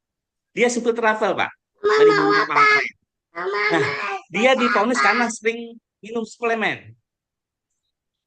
Ah, gitu loh. Jadi kenapa? Jadi 3 tahun dia cis darah di buntak cis darahnya dan tadi juga menarik juga tadi dibilang bahwa yang minum suplemen itu dikatakan tidak bijak. Saya tadi berpikir gini Pak Dadang, Bapak Ibu, Pak Budi, Pak Budayang, izin juga nih Pak Kadis. Eh, dibilang tidak bijak. Saya sampai begini berpikiran, kenapa tidak dibikin kayak rokok ya? Ditulis saja di rokok itu, dibungkusnya. Saya pernah berdebat, bukan berdebat sih, banyak orang bilang bahwa suplemen itu membahayakan. Saya bilang kalau itu membahayakan, harusnya kayak rokok dong, dilarang atau dibuat peringatan. Nah, saya pengen ada 2 kata tadi yang dibilang dioptimalkan kalau obat-obatan itu ya dioptimalkan ya sebentar. Oh, secara maksimal lah itu. Satu, kedua yang tadi yang suplemen yang dibilang secara bijak. Maksud saya begini, bijak itu bagaimana? Kadang-kadang kan memang ada kayak super travel begitu, kayak sahabat saya meninggal jam 11 tadi itu, dia memang selalu memang konsumsi itu kayaknya. Jadi hanya biar nyetirnya kuat gitu kan. Baik, saya pikir saya lihat kalau penyakitnya ini saya kena terus nih, tekanan darah tinggi, akurat. Saya mohon penjelasannya dokter, yang dibilang dengan dimaksimalkan itu bagaimana? Karena jujur seperti orang awam itu ketakutan malah banyak minum obat gitu kan, terus menerus gitu kan. Saya Mbak Yuni juga sering saya ini kan saya bilang, waduh ini banyak banget obat saya nih. Satu, kedua yang tadi dibilang bijak untuk suplemen itu. Saya sampai berpikiran kenapa tidak diusulkan seperti rokok tuh? Dibuat di bungkusnya, di kemasannya. Ini minum ini berbahaya untuk ginjal. Nah, apakah harus dibuat? Terima kasih. Saya pikir itu. Saya sebagai orang awam nih. Terima kasih. Saya kembalikan. Moderator Pak Budi. Terima kasih Pak Isra. Monggo Dokter Dadang. Yes. Untuk pertanyaannya mungkin yang pertama ya Pak ya, terkait dengan optimalisasi obat-obatan. Silakan Dok. Siap. Nanti saya coba ini sedikit nanti dielaborasi Dokter Budi lebih lanjut nanti. Jadi kebetulan memang betul itu pasien kami di Buntok dan selama ini menjalankan cuci darah dengan teratur. Nah, tapi dalam kondisi-kondisi tertentu akhirnya kondisinya jadi drop. Nah, jadi seperti saya sampaikan di awal tadi, faktor utama yang paling banyak menjadi penyebab adalah hipertensi. Nah, hipertensi itu sendiri mohon difahami dari yang paling ringan sampai yang paling berat. Yang paling ringan itu kalau dia tensi normal 120/80. Kalau dia 130 masih boleh tubuh mengkompensasi. Tapi kalau dia berlangsung begitu dia akan naik menjadi 140-an. Nanti hipertensi grade 1, grade 2 maupun yang hipertensi yang berat. Jadi tensi tidak mungkin orang tensi langsung 200, langsung 240, nggak mungkin. Jadi seiring umur, masalahnya kita adalah tidak pernah melakukan pemeriksaan secara maksimal. Kalau paling bagus ya memang kita harus tensi, pagi tensi berapa, siang berapa, malam berapa. Terus kemudian kita pantau terus. Nah, dari sini sebenarnya kita baru melihat bahwa orang ini adalah menderita hipertensi ringan, sedang maupun yang berat. Nah, kalau dia tensinya masih di 140-an, 150-an dengan satu golongan obat kemungkinan masih bagus. Tapi kalau tensinya sudah dikasih minum satu obat tensinya tetap naik, berarti kita harus memberikan 2 golongan obat. Dikasih 2 golongan obat tidak turun juga, maka otomatis kita harus memakai 3 golongan 4 ataupun 5 golongan obat anti hipertensi. Dan kalau ini berlangsung terus berarti menunjukkan bahwa fungsi tubuh dari si pasien tersebut sudah sangat-sangat terganggu. Mulai dari pembuluh darahnya maupun darahnya sendiri maupun cairan maupun yang fungsi jantung, fungsi yang lainnya juga sudah terganggu. Nah, ini yang seringkali tidak diperdulikan oleh pasien. Saya masih boleh bawa mobil, saya boleh masih kerja, masih boleh jungkir balik, tapi dengan tensi yang sebegitu tinggi. Nah, kalau dia tensinya terus berlangsung begitu, otomatis pasti akan menimbulkan gangguan. Gangguannya, makanya seperti saya sampaikan tadi, sialnya bisa kena ke pembuluh darah jantung, atau pembuluh darah otak, ataupun bisa ke pembuluh darah daripada ginjal itu sendiri. Makanya mohon kalau memang misalkan ada ditemukan darah tinggi, konsultasi dengan dokternya. Jadi, apakah nanti cukup dengan satu golongan obat atau cukup dengan 2 golongan obat, nanti dengan dokternya bisa dilihat. Atau misalkan sama dengan penggunaan obat antihipertensi. Kalau misalkan saya minum, misalkan amlodipin, dia bengkak-bengkak, ya memang kita harus tahu bahwa efek daripada golongan amlodipin adalah edema perifer. Makanya kita harus menggantikan dengan obat atau golongan yang lain yang lebih pas untuk kondisi tersebut. Terus kemudian misalkan antara suami dengan istri yang sehari-hari berpelukan dengan semua, mungkin saja obat yang dipergunakan akan berbeda. Pasti dan itu akan berbeda karena apa? Yang dimakan dari kecil juga berbeda, aktivitasnya juga berbeda. Nah, jadi seringkali itu yang perlu kita harus lebih jelaskan lebih lanjut.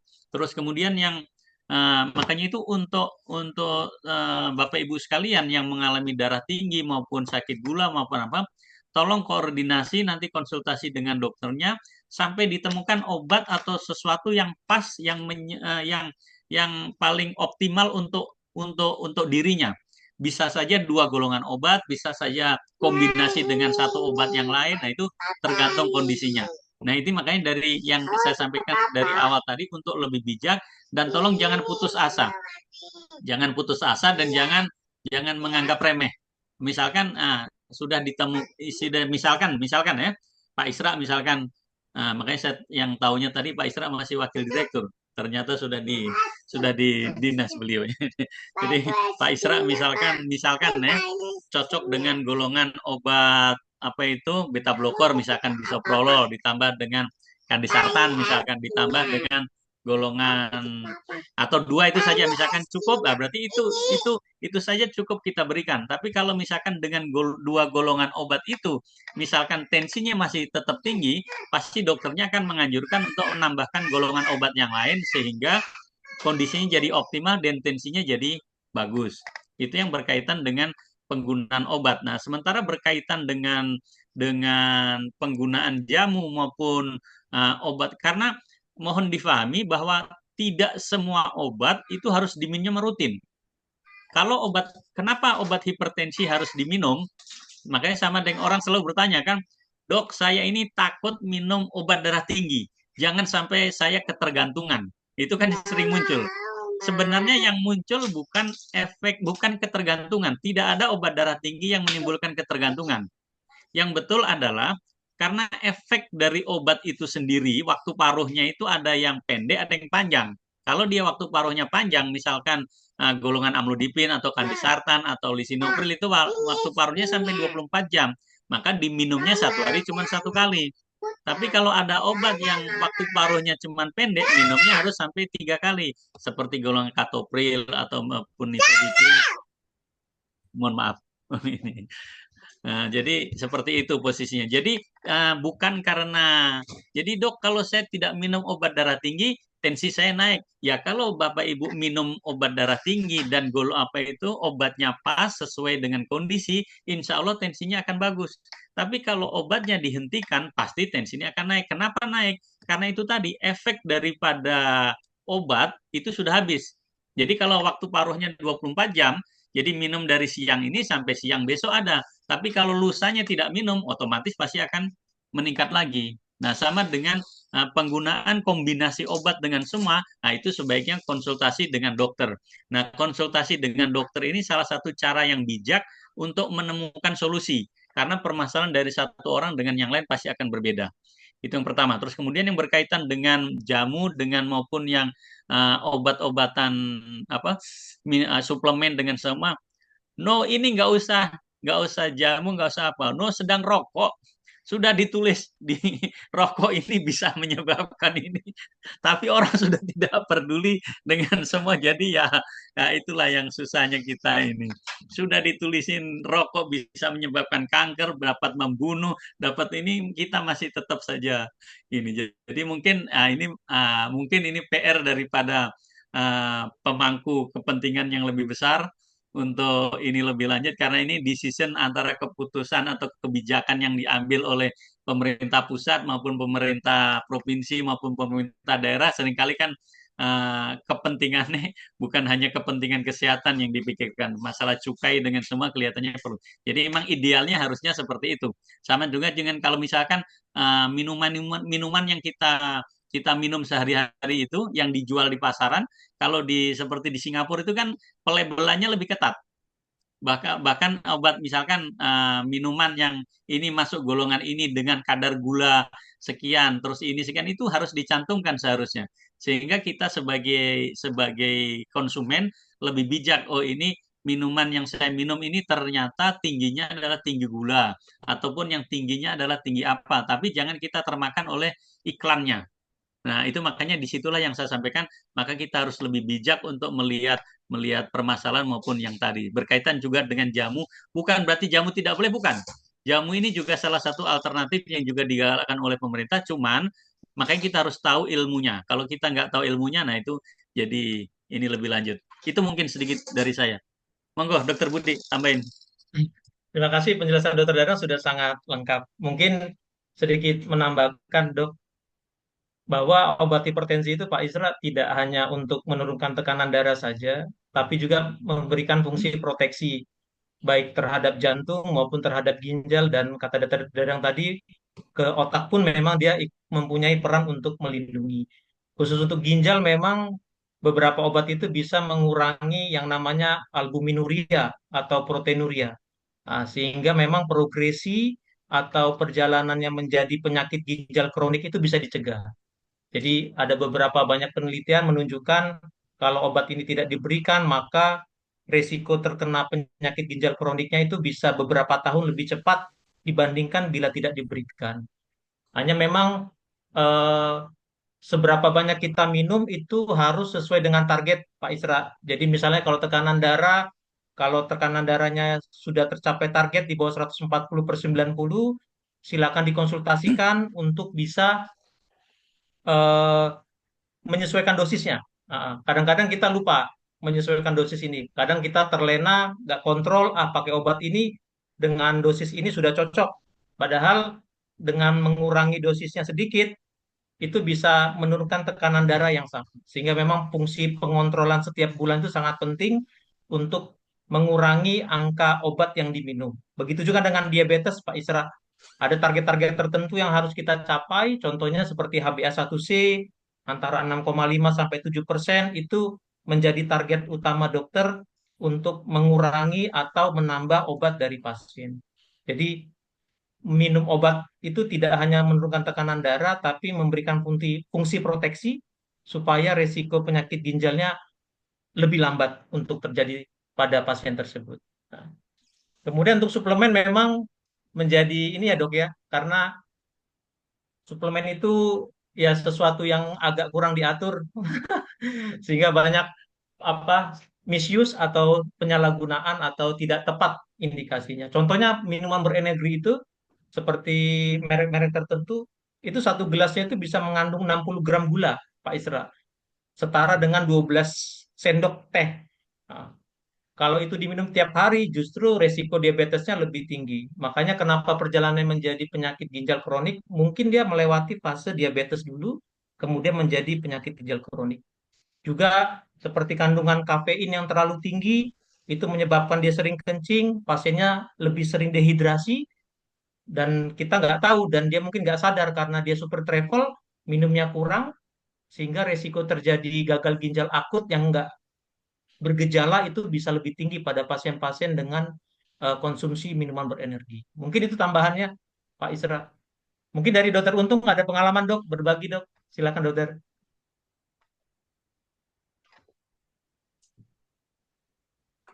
Mohon mic-nya, Dokter Untung. Mohon maaf tadi saya baru habis sholat. Ada yang perlu di sharing? Oh, baik dok.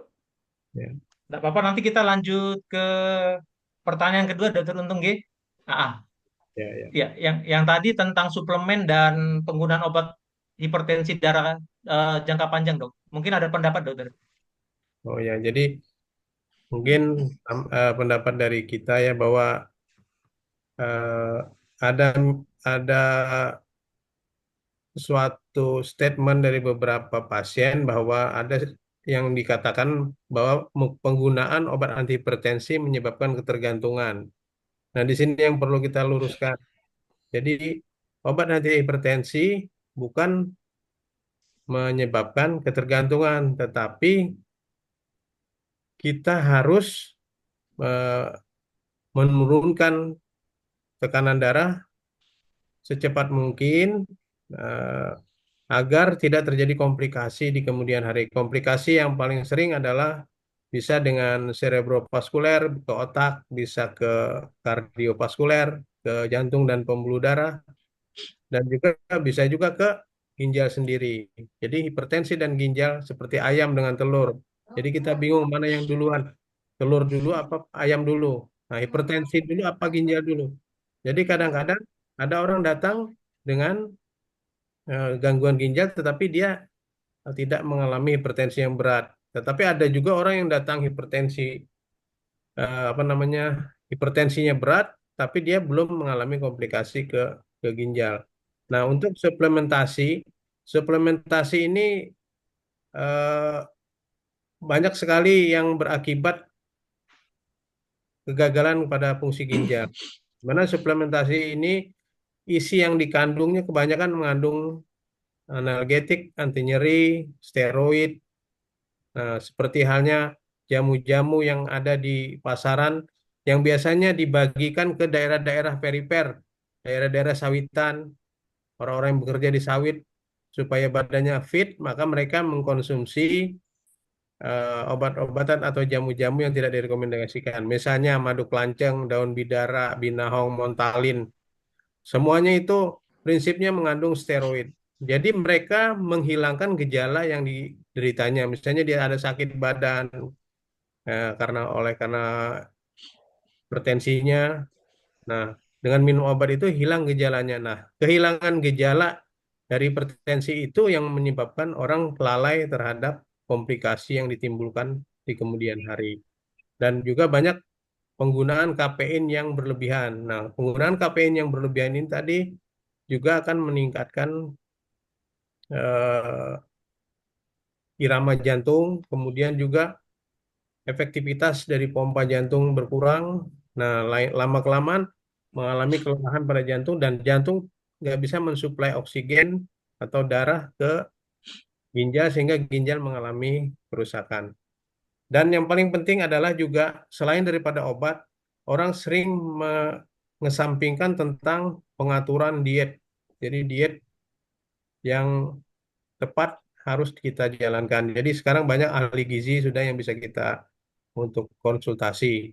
Di mana penyumbang juga terbanyak adalah faktor berat badan. Jadi obesitas, kemudian pola makan dengan mengkonsumsi garam yang tinggi, dan bahkan banyak orang yang tidak menyadari bahwa vetsin itu sendiri juga garam. Jadi monosodium glutamat. Jadi banyak bentuk-bentuk garam yang tidak diketahui, baik itu dari makanan maupun dari minuman. Itu saja tambahannya, Gi. Terima kasih, dokter Untung. Informasinya sangat bermanfaat. Kita lanjut ke pertanyaan kedua ya, Bapak Ibu. Tadi ada yang raise hand atas nama Francisca Yuli. Oh, silakan Mbak Francisca, boleh bertanya langsung kepada Dokter Dadang. Baik, terima kasih Dokter Budi atas kesempatannya. Baik, mohon izin dulu saya menyampaikan yang terhormat Dokter Sayuti sebagai PLT Direktur, yang terhormat juga Dokter Dadang, Dokter Untung, Dokter Dayang, Bu Yuni dan Pak Isranur, dan yang terhormat juga yang saya hormati teman-teman sekalian. Di sini mohon izin perkenalkan, nama saya Francisca Yuli Andreani. Saya dari ruangan ICPCU Rumah Sakit Dr. Dori Silvanus. Di sini terkait pernyataan Bapak Sayuti tadi di awal tentang transplantasi ginjal. Saya sangat tertarik mengenai transplantasi ginjal itu merupakan pilihan pengobatan yang efektif sebenarnya.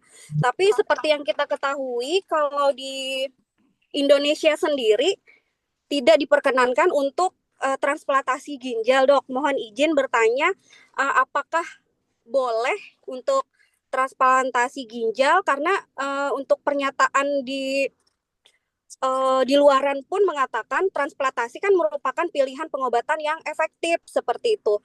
Kenapa di Indonesia tidak diperbolehkan? Kenapa? Karena mungkin basisnya itu karena memang di Indonesia tidak boleh. Kadang-kadang kan ada orang yang memperjualbelikan organ seperti itu. Nah, menjadi pertanyaan saya, apakah ada kriteria khusus yang diperbolehkan untuk transplantasi ginjal seperti itu, Dok? Terima kasih. Ya.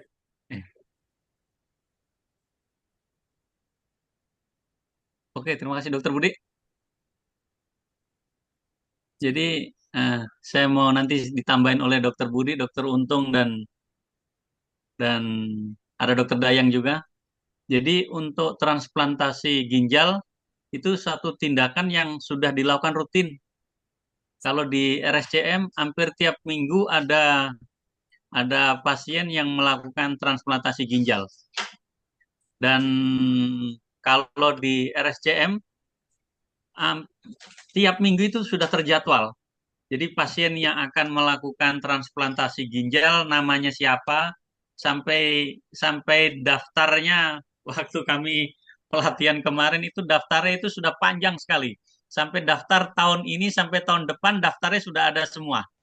Jadi untuk transplantasi ginjal ini sesuatu yang cukup complicated dan tidak sesimpel yang dibayangkan. Dan itu sudah dilakukan. Dan itu sudah pasien-pasien yang menunggu untuk transplantasi ginjal itu banyak sekali. Memang cara paling bagus adalah untuk mengalami gangguan ginjal yang sifatnya kronis adalah dengan transplantasi ginjal.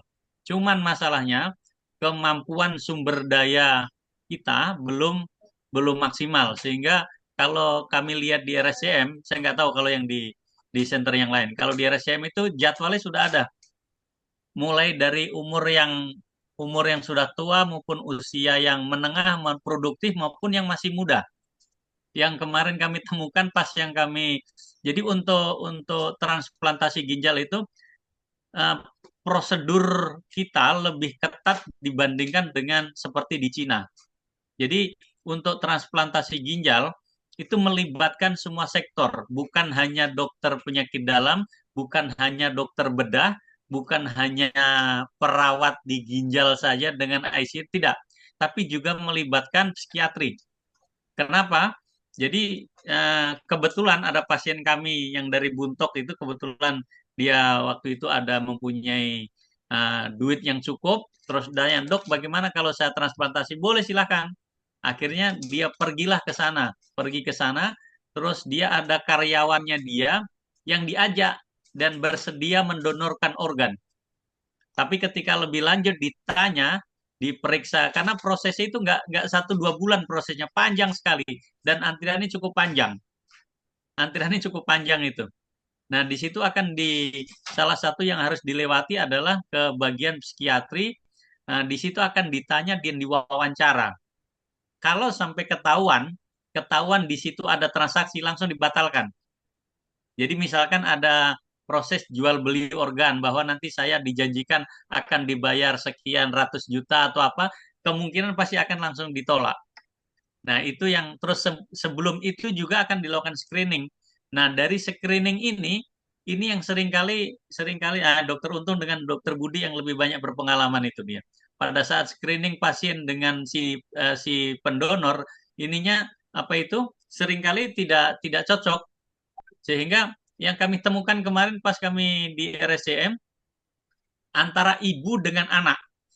anaknya umur 13 atau 12 tahun, masih SD, masih SD kelas 6, terus anaknya sudah harus mengalami cuci darah rutin. Terus akhirnya ibunya yang mendonorkan. Pada saat mendonorkan dilakukan proses dengan semua, baru terjadi ini terus dilakukan reject ininya. Jadi tidak bisa tidak bisa diterima oleh si donor, oleh anaknya, dan tidak bisa juga dikembalikan ke ibunya. Jadi prosesnya jadi cukup masalah psikologisnya juga justru lebih akhirnya cukup cukup complicated. Jadi makanya itu untuk urusan transplantasi ini urusannya cukup panjang dan lebar kali dalam. Nanti Dokter Budi, Dokter Untung, Dokter Dayang mungkin bisa menambahkan. Terima kasih. Terima kasih Dokter Dadang. Dokter Dadang sudah hampir lengkap penjelasannya dokter. Sudah banyak masukan. Memang untuk transplantasi ginjal sendiri kita pertama kali dilakukan sudah dari tahun 1977 ya dok ya. Jadi memang sudah lama sekali dan memang sudah sangat rutin dilakukan di RSCM. Saking padatnya malah di salah satu rumah sakit swasta di Jakarta pun menerima limpahan pasien dari RSCM. Di Semarang, Jogja itu termasuk center yang sangat sering juga. Kemudian yang kedua di Surabaya juga sudah mulai sering. Dan saya tahun lalu membantu seorang pasien transplant dok, itu full BPJS dok. Jadi tanpa ada biaya tambahan dari paket screening, kemudian operasi sampai pasca operasi 3 bulan, itu klaimnya bisa dihitung masuk untuk bisa dilakukan transplantasi. Ya memang dari BPJS pun sekarang masalah nilainya pun sudah kalau dihitung mencukupi untuk bisa sampai full untuk dilakukan transplantasi bila tidak ada komorbid yang banyak ya dok ya.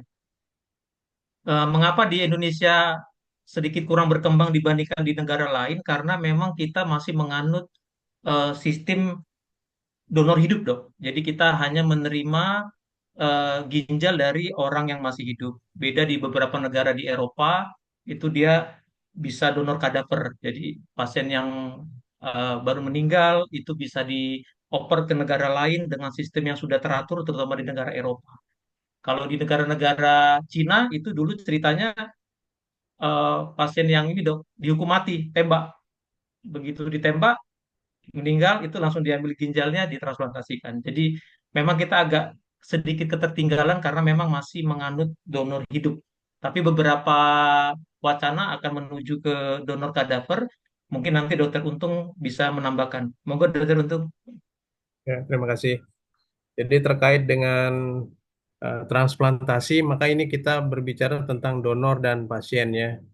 Jadi sebelum melakukan suatu tindakan, maka kita harus memikirkan tentang advokasinya. Jadi advokasinya ini masing-masing center itu berbeda. Ada yang advokasinya 100% di rumah sakit. Ya, maksudnya adalah bagaimana ada suatu perjanjian dan persetujuan kedua belah pihak dengan tidak memberatkan kepada kedua belah pihak dan sukarela. Itu bisa dilakukan di rumah sakit, eh, murni di rumah sakit ya. Jadi advokasinya seluruhnya di rumah sakit. Ada juga yang advokasinya di luar. Jadi dengan advokat di luar sudah ada hitam di atas putih antara donor dengan resipien. Nah, kemudian dari rumah sakit tinggal melakukan suatu verifikasi. Jadi eh, tindakan yang kita lakukan adalah legal. Jadi tidak ada tercium ataupun eh, termasuk dalam kategori jual beli organ ya. Nah, seperti yang dikatakan Dokter Budi tadi bahwa kita di Indonesia tidak melakukan suatu transplantasi dengan donor kadaver atau donor mayatnya mati, tapi dari donor hidup, jadi orang hidup. Nah, jadi dengan donor menggunakan donor hidup, maka ini sangat terkait dengan masalah sosial dan budaya. Jadi masing-masing daerah apakah menyetujui dan kesepakatan antara pemerintah daerah ataupun rumah sakit dan juga kesepakatan dan juga kearifan lokal budaya yang mana bisa menerima tentang transplantasi. Nah, di Indonesia kenapa tidak dilakukan transplantasi kadaver? Karena Indonesia belum memiliki fasilitas bank ginjal atau tempat untuk penyimpanan kadaver ginjal, dan juga eh, dari regulasi dari pemerintah juga belum terbentuk untuk dilakukan eh, atau diperbolehkannya untuk tindakan transplantasi kadaver ginjal. Nah, sedangkan untuk transplantasi ini di beberapa negara, karena mungkin terkait budaya juga ya dan agama, seperti di Australia mereka bisa melakukan suatu transplantasi dengan menggunakan hewan ya. Jadi misalnya babi dicangkokkan ke ginjal manusia, dan ada beberapa penelitian yang menyebutkan bahwa berhasil, dan ada juga yang tidak berhasil karena terjadi reject atau penolakan. Nah, jadi untuk screening itu sangat ketat ya. Jadi pertama screeningnya dari segi administrasi dulu. Kemudian setelah administrasi sudah beres, maka kita lakukan pemeriksaan-pemeriksaan secara komprehensif. Jadi mulai dari kepala sampai ujung kaki istilahnya. Jadi dilakukan pemeriksaan CT scan kepala, kemudian dilakukan pemeriksaan endoskopi untuk melihat apakah ada tanda-tanda kelainan pendarahan di saluran cerna, kemudian juga faktor-faktor infeksi seperti hepatitis, sitomegalovirus, tokso, yang semuanya itu bisa berakibat menjadi eh, faktor yang bisa mengganggu terhadap keberhasilan dari transplantasi. Di samping itu juga dari beberapa penelitian bahwa diabetes, pada penderita-penderita diabetes itu lebih cenderung untuk terjadi reject. Nah, karena apa? Karena fasilitas kita juga di Indonesia untuk pemeriksaan untuk menilai apakah terjadi reject atau tidak itu harus kerjasama dengan laboratorium yang lebih canggih, yaitu misalnya di Prodia dan lain-lain. Sedangkan di rumah sakit sendiri kadang tidak memiliki fasilitas yang demikian. Akibatnya sering kita harus memeriksakan darahnya harus keluar. Nah, di samping itu juga yang perlu diperhatikan adalah bagaimana usia dari donor. Jadi usia donor itu harus diperhatikan. Jadi tidak bisa kita menerima semua umur. Jadi umur-umur yang sudah tua, misalnya lebih dari 69, misalnya 70 tahun, nah itu harus kita hindari ya. Jadi karena di samping organnya sudah tua ya, jadi di samping itu juga faktor-faktor komorbid yang lain. Jadi yang dianjurkan adalah usia donor tuh berusia antara 18 sampai 65 tahun. Dan donor pun harus dalam keadaan sehat dan dilakukan suatu pemeriksaan darah ya. Jadi kecocokan, ada yang namanya HLA. Jadi kecocokan pemeriksaan alel, kecocokan dan berapa persen. Nah, kalau diperiksa sudah ada kecocokan, dan kecocokan itu pun tidak mungkin 100% kecuali kembar. Kalau kembar bisa 100%. Nah, kalau misalnya tidak 100%, maka itu nanti terkait dengan obat-obatan yang bisa mencegah terjadinya reject. Nah, transplantasi ada dua saja yang paling harus kita perhatikan. Pertama, adanya penolakan. Yang kedua, adanya komplikasi infeksi. Jadi misalnya kalau kita terlalu menekan terhadap imun, maka kemungkinan akan terjadi infeksi. Tapi kalau kita kurang menekan imunnya, maka akan terjadi reject atau penolakan.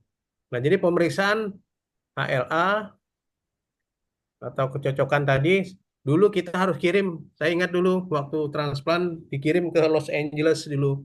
Jadi membutuhkan waktu kadang sampai 2 bulan baru sampai ke Indonesia hasilnya. Nah, sekarang sudah bisa diperiksa di Jakarta, bisa di Malang, sudah dilakukan pemeriksaan itu sehingga kita lebih cepat. Dan transplantasi sudah banyak dilakukan sudah di Indonesia. Bahkan sekarang sudah menyebar ke beberapa daerah. Sulawesi, misalnya Sulawesi Selatan sudah membuka transplant, kemudian di Sulawesi Utara, di Manado juga sudah membuka transplant, di Sumatera Selatan, kemudian juga di Sumatera Utara juga sudah mulai membuka transplantasi ginjal. Jadi transplantasi ginjal sudah berkembang di Indonesia. Nah, kenapa jadi lebih berkembang? Karena semakin banyaknya nefrolog yang ada di eh, beberapa center besar ya. Jadi kita harapkan nanti mungkin ke depan kita juga Kalimantan Tengah mudah-mudahan dengan berkolaborasi dengan beberapa spesialis ya. Jadi untuk transplant tidak hanya nefrolog saja atau konsultan ginjal hipertensi saja. Jadi banyak yang terlibat. Jadi baik itu spesialis urologi, kemudian ada juga yang bedah vaskuler, ada radiologi. Radiologi ini melihat nanti bagaimana setelah dan sebelum dan sesudah dilakukan transplantasi. Kemudian juga tadi juga disebutkan psikiater. Jadi psikiater itu juga penting karena sering sebelum hari H banyak pasien-pasien tuh kayak maju mundur antara berani dengan tidak. Jadi psikiater juga berperan. Jadi nanti kita konsulkan dulu ke psikiater, kemudian ke ke bagian gastroenterohepatologi untuk menilai apakah clear di bagian gastroenterohepatologi. Nanti mungkin dokter Dayang juga bisa menambahkan. Biasanya juga di bagian gastro itu sering melakukan pemeriksaan endoskopi ya. Jadi diperiksa apakah ada atau tidak perdarahan di saluran cerna, karena ini terkait nanti dengan obat yang diberikan pasca transplantnya. Jadi pasca transplant itu sering menggunakan awal-awalnya menggunakan steroid dosis tinggi ya sebagai terapi awal. Nah, jadi harus dipastikan bahwa saluran cernanya juga aman. Nah, kemudian juga pasien-pasien yang gemuk juga kita pertimbangkan untuk tidak dulu dilakukan melakukan cangkok karena nanti untuk tindakan operasi lebih susah dan juga kemungkinan untuk penyembuhan luka juga lambat ya. Nah, jadi diabetes, kemudian ada infeksi, kemudian juga yang kontraindikasi juga adalah orang-orang dengan gangguan skizofrenia. Jadi makanya psikiater juga penting. Jangan sampai dilakukan tindakan orangnya tidak terdeteksi sebagai skizofrenia. Nanti pas setelah dilakukan operasi malah mengakibatkan kerusakan pada tubuhnya sendiri maupun orang lain. Nah, kemudian yang juga menjadi perhatian, kenapa tadi Pak Suyuti bilang bahwa transplantasi adalah suatu yang efektif. Karena apa? Karena yang pertama menghemat waktu ya. Jadi waktu kita kalau misalnya cuci darah, kita perlu membutuhkan waktu 2 kali seminggu. 2 kali 4,5 atau 5, jadi sekitar 9 jam per minggu itu habis waktu terbuang. Belum lagi di perjalanan. Nah, kemudian juga kita beraktivitas juga menjadi terbatas. Jadi ada ahli anestesi yang sampai saat ini masih hidup ya, masih sehat dengan transplant. Nah, jadi dia masih bisa melakukan aktivitas seperti biasa, jadi melakukan suatu pembiusan seperti halnya orang yang sehat. Nah, sedangkan CAPD dibandingkan dengan cangkok lagi atau transplant, CAPD juga membutuhkan waktu ya, jadi membutuhkan waktu untuk mengganti cairan, kemudian juga perawatan dari transfer set dan lain-lain. Nah, sedangkan untuk transplant yang perlu diperhatikan adalah kontrol rutin, kemudian minum obat anti penolakan atau reject. Jadi orang-orang dengan transplant seolah-olah dia sehat ya, jadi nggak kelihatan seperti orang sakit. Jadi warna kulit juga yang biasanya kalau hemodialisis sering badannya jadi ireng atau hitam, sehingga seperti orang negro yang makin lama makin menghitam. makin eksotis. Nah, sedangkan untuk yang CAPD, nah mereka juga eh, waktu juga untuk mengganti cairan juga mengganggu dalam kegiatannya. Walaupun lebih baik dibandingkan dengan hemodialisis. Sedangkan untuk yang transplantasi bisa beraktivitas eh, seperti orang normal, tetapi kita harus memperhatikan juga higienitas atau kebersihan, sanitasi, dan selalu rutin dalam memeriksakan diri ke konsultan ginjal hipertensi. Mungkin itu saja tambahannya dulu. Baik, terima kasih Dokter Untung. Penjelasannya sangat lengkap. Mungkin bisa menjawab pertanyaan dari Mbak Francisca tadi ya. Mengingat waktu, mungkin kita akan menjawab beberapa pertanyaan lagi. Mungkin yang dari pertanyaan secara langsung, mungkin satu lagi ya dok ya. Setelah itu nanti kita membahas yang di kolom chat. Silakan kepada Bapak Ibu Den Raden untuk bertanya. Baik, terima kasih sebelumnya atas waktunya. Sebelumnya, Assalamualaikum warahmatullahi wabarakatuh. Mohon izin bertanya, dokter. Saya mahasiswa Universitas Terbuka semester 1. Di sini, dokter, mohon izin untuk mengutip dari data Kementerian Kesehatan IA. Eh, Data tersebut menunjukkan bahwa kasus penyakit ginjal di tahun 2024 meningkat sekitar 20% dalam 5 tahun terakhir.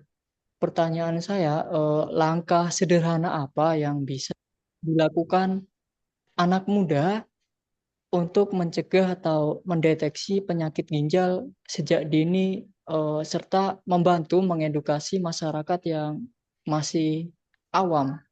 Terima kasih, dokter. Baik, terima kasih Pak Mas Den Raden. Monggo silakan Dokter Dadang. Ya, Bila ada jawabannya siap, silakan terima dok. kasih. Oke. Seperti kami sampaikan tadi, pertanyaan cukup bagus ini dari awal memang bagaimana apa yang bisa dilakukan untuk mengedukasi dengan semuanya. Satu, mau tidak mau kita harus melakukan perubahan gaya hidup. Kalau memang misalkan mempunyai resiko seperti perokok, alkohol, mohon untuk bisa dihindari. Terus kemudian yang kedua, untuk mendeteksi secara dini Harus apabila ketahuan anu ditemukan mata di, gaun dokter dadang. ditemukan beberapa penyakit, misalkan ada darah tinggi ataupun mohon dari awal bisa diobati.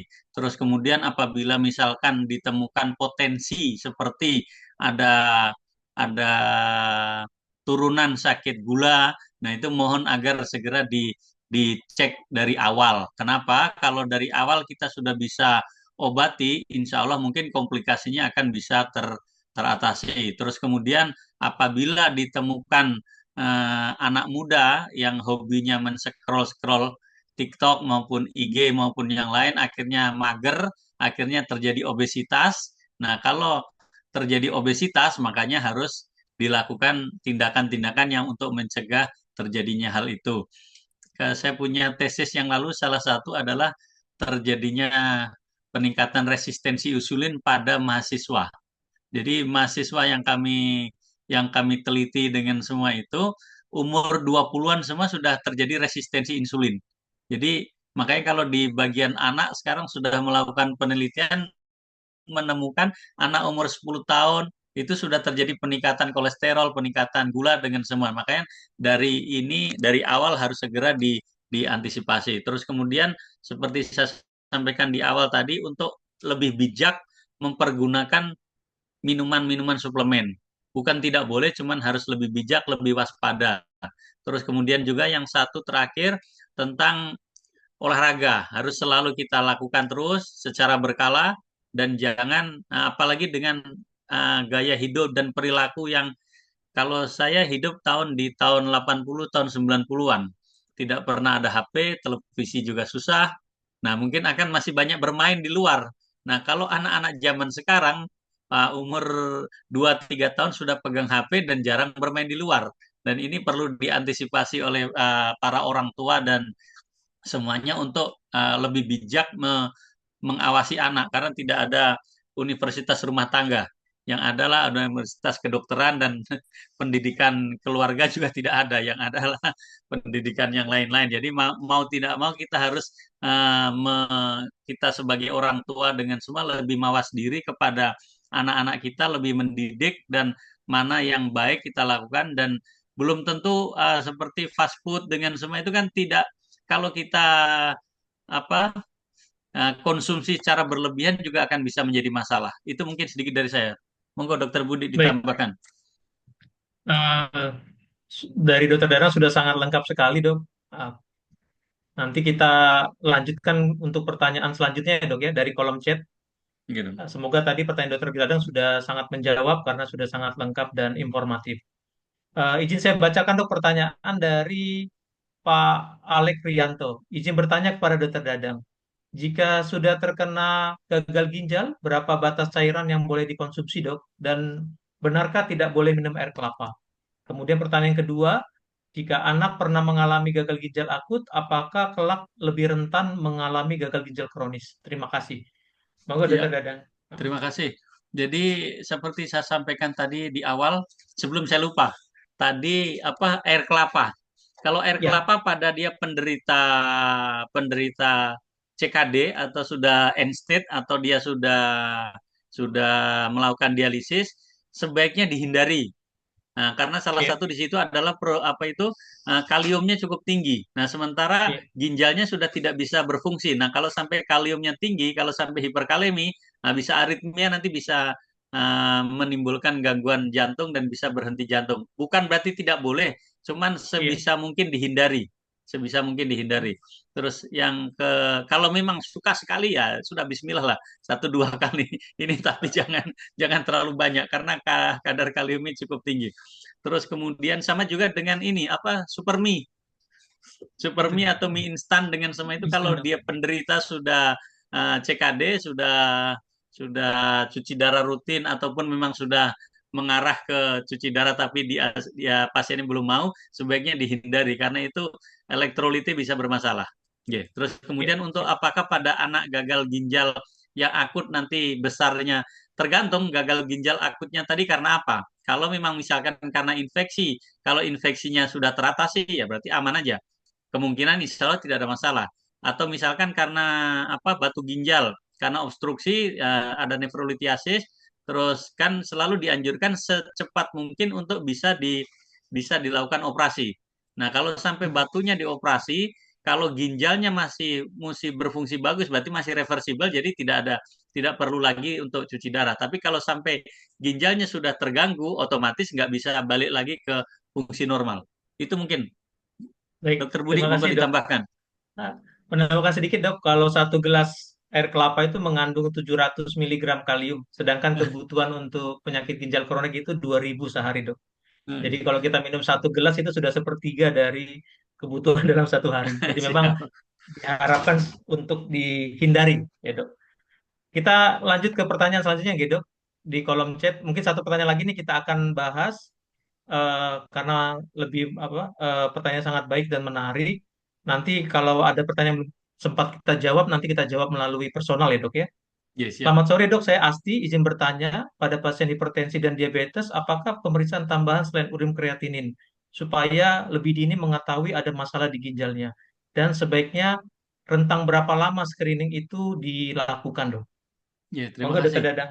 Nah, jadi kalau untuk screening tergantung umur berapa. Tapi kalau orang umur di atas 40-an tahun, sebaiknya secara rutin minimal memeriksakan diri tiap tahun, minimal. Jadi kalau memang misalkan ada permasalahan diantisipasi. Kalau ada masalah, kalau tidak ada masalah ya artinya bisa lebih lebih waspada. Kalau dia tidak ada gangguan kolesterol, tidak ada gangguan gula, tidak ada gangguan asam urat dengan semua minimal berkala setiap tahun. Tapi kalau ada masalah, makanya masalahnya harus dievaluasi seperti kalau ada gula darah tinggi, berarti sebaiknya dicek HbA1c-nya seperti Dokter Budi sampaikan tadi, HbA1c, gula darah puasa maupun gula darah sesaat, terus kemudian kolesterol, trigliserid, HDL, LDL-nya dicek, asam uratnya dicek, kemudian fungsi yang lainnya dicek. Nah, kalau memang tidak ada permasalahan. Kalau ada masalah, ya paling tidak 1, 2, 3 bulan kita selesaikan masalah tersebut. Kalau seperti kolesterol kan nggak perlu harus minum obat rutin terus-terus. Nah, tergantung juga konsumsinya. Kalau konsumsinya cenderung tinggi lemak, nah makanya harus lebih sering. Tapi kalau tidak ada masalah, kalau kita menyarankan minimal 1 tahun sekali. Terima kasih, Dokter Dadang. Mungkin mohon pendapat Dokter Untung untuk kasus seperti ini, Dok. Selain urin kreatinin, mungkin ada tambahan masukan, Dok, pemeriksaan yang lebih dini, Dokter, yang bisa kita periksakan.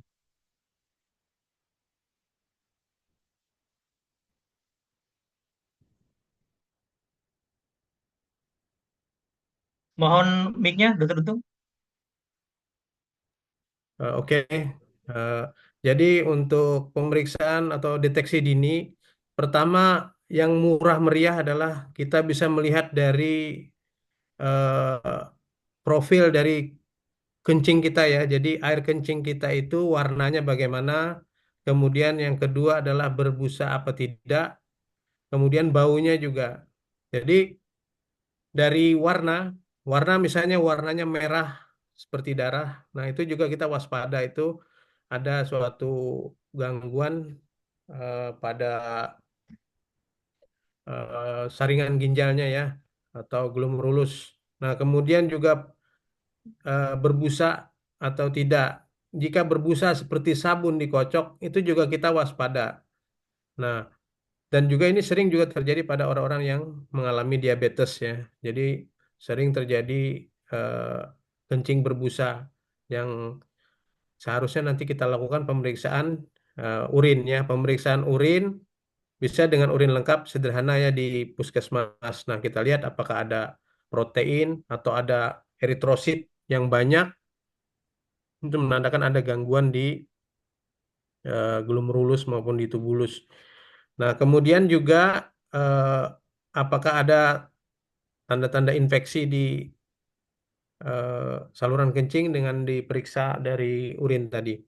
Nah, selanjutnya juga ada pemeriksaan sekarang di beberapa laboratorium kesehatan daerah tuh ada pemeriksaan mikroalbuminuria ya, jadi bisa mendeteksi dini kemungkinan ada insufisiensi atau kebocoran di ginjal seseorang ya. Jadi mikroalbuminuri itu juga pemeriksaan yang lebih murah tapi bisa mendeteksi adanya kerusakan pada ginjal kita secara dini. Dan juga ada pemeriksaan yang lebih canggih yaitu pemeriksaan sistatin C yaitu biasanya yang bisa dilakukan di eh, laboratorium Prodia ya. Jadi Prodia yang sering menyediakan pemeriksaan sistatin C untuk mendeteksi dini adanya gangguan pada ginjal kita. Jadi kesimpulannya adalah yang pertama bisa lihat dari urin. Nah, dari urin sederhana sekali dari warna, kemudian berbusa atau tidak, ataupun baunya juga baunya seperti misalnya telur busuk. Nah, itu perlu kita perhatikan dan perlu pemeriksaan lebih jauh dengan pemeriksaan urin. Kemudian dengan pemeriksaan urin bisa dilihat dari eritrositnya, bisa dilihat dari leukositnya atau sel darah putih. Kemudian juga bisa dilihat ada tidaknya protein di dalam urin dan juga eh, sedimen yang ada di urin juga perlu diperhatikan. Nah, selanjutnya nanti baru dilakukan pemeriksaan yang lebih lengkap lagi, misalnya dengan ureum kreatinin tadi, kemudian boleh melakukan pemeriksaan dengan pemeriksaan yang lebih canggih lagi kalau ada dananya dengan pemeriksaan sistatin C. Demikian. Baik, terima kasih Dokter Untung. Beberapa program BPJS itu sudah ada pemeriksaan mikroalbumin ya dok ya, yang Ya, kita kenal sebagai albumin creatinine ratio. Itu ya. mungkin bisa dimanfaatkan dok untuk program-program penyakit kronis yang untuk mendeteksi lebih dini. Apalagi nanti ini programnya Pak Menkes akan dilakukan pemeriksaan setiap hari ulang tahun ya dok ya. Ya, Untuk usia-usia tertentu dengan profil-profil tertentu. Terima kasih Dokter Untung, ya. Surapati SPPD KGH, Dokter Dadang Baskoro SPPD Pinasim, mengingat waktu yang sudah mendekati dengan buka puasa dan saya rasa memang sudah cukup informatif webinar ini untuk kita dapatkan, di mana informasi-informasi yang diberikan, pertanyaan-pertanyaan daripada pemirsa itu sangat bagus.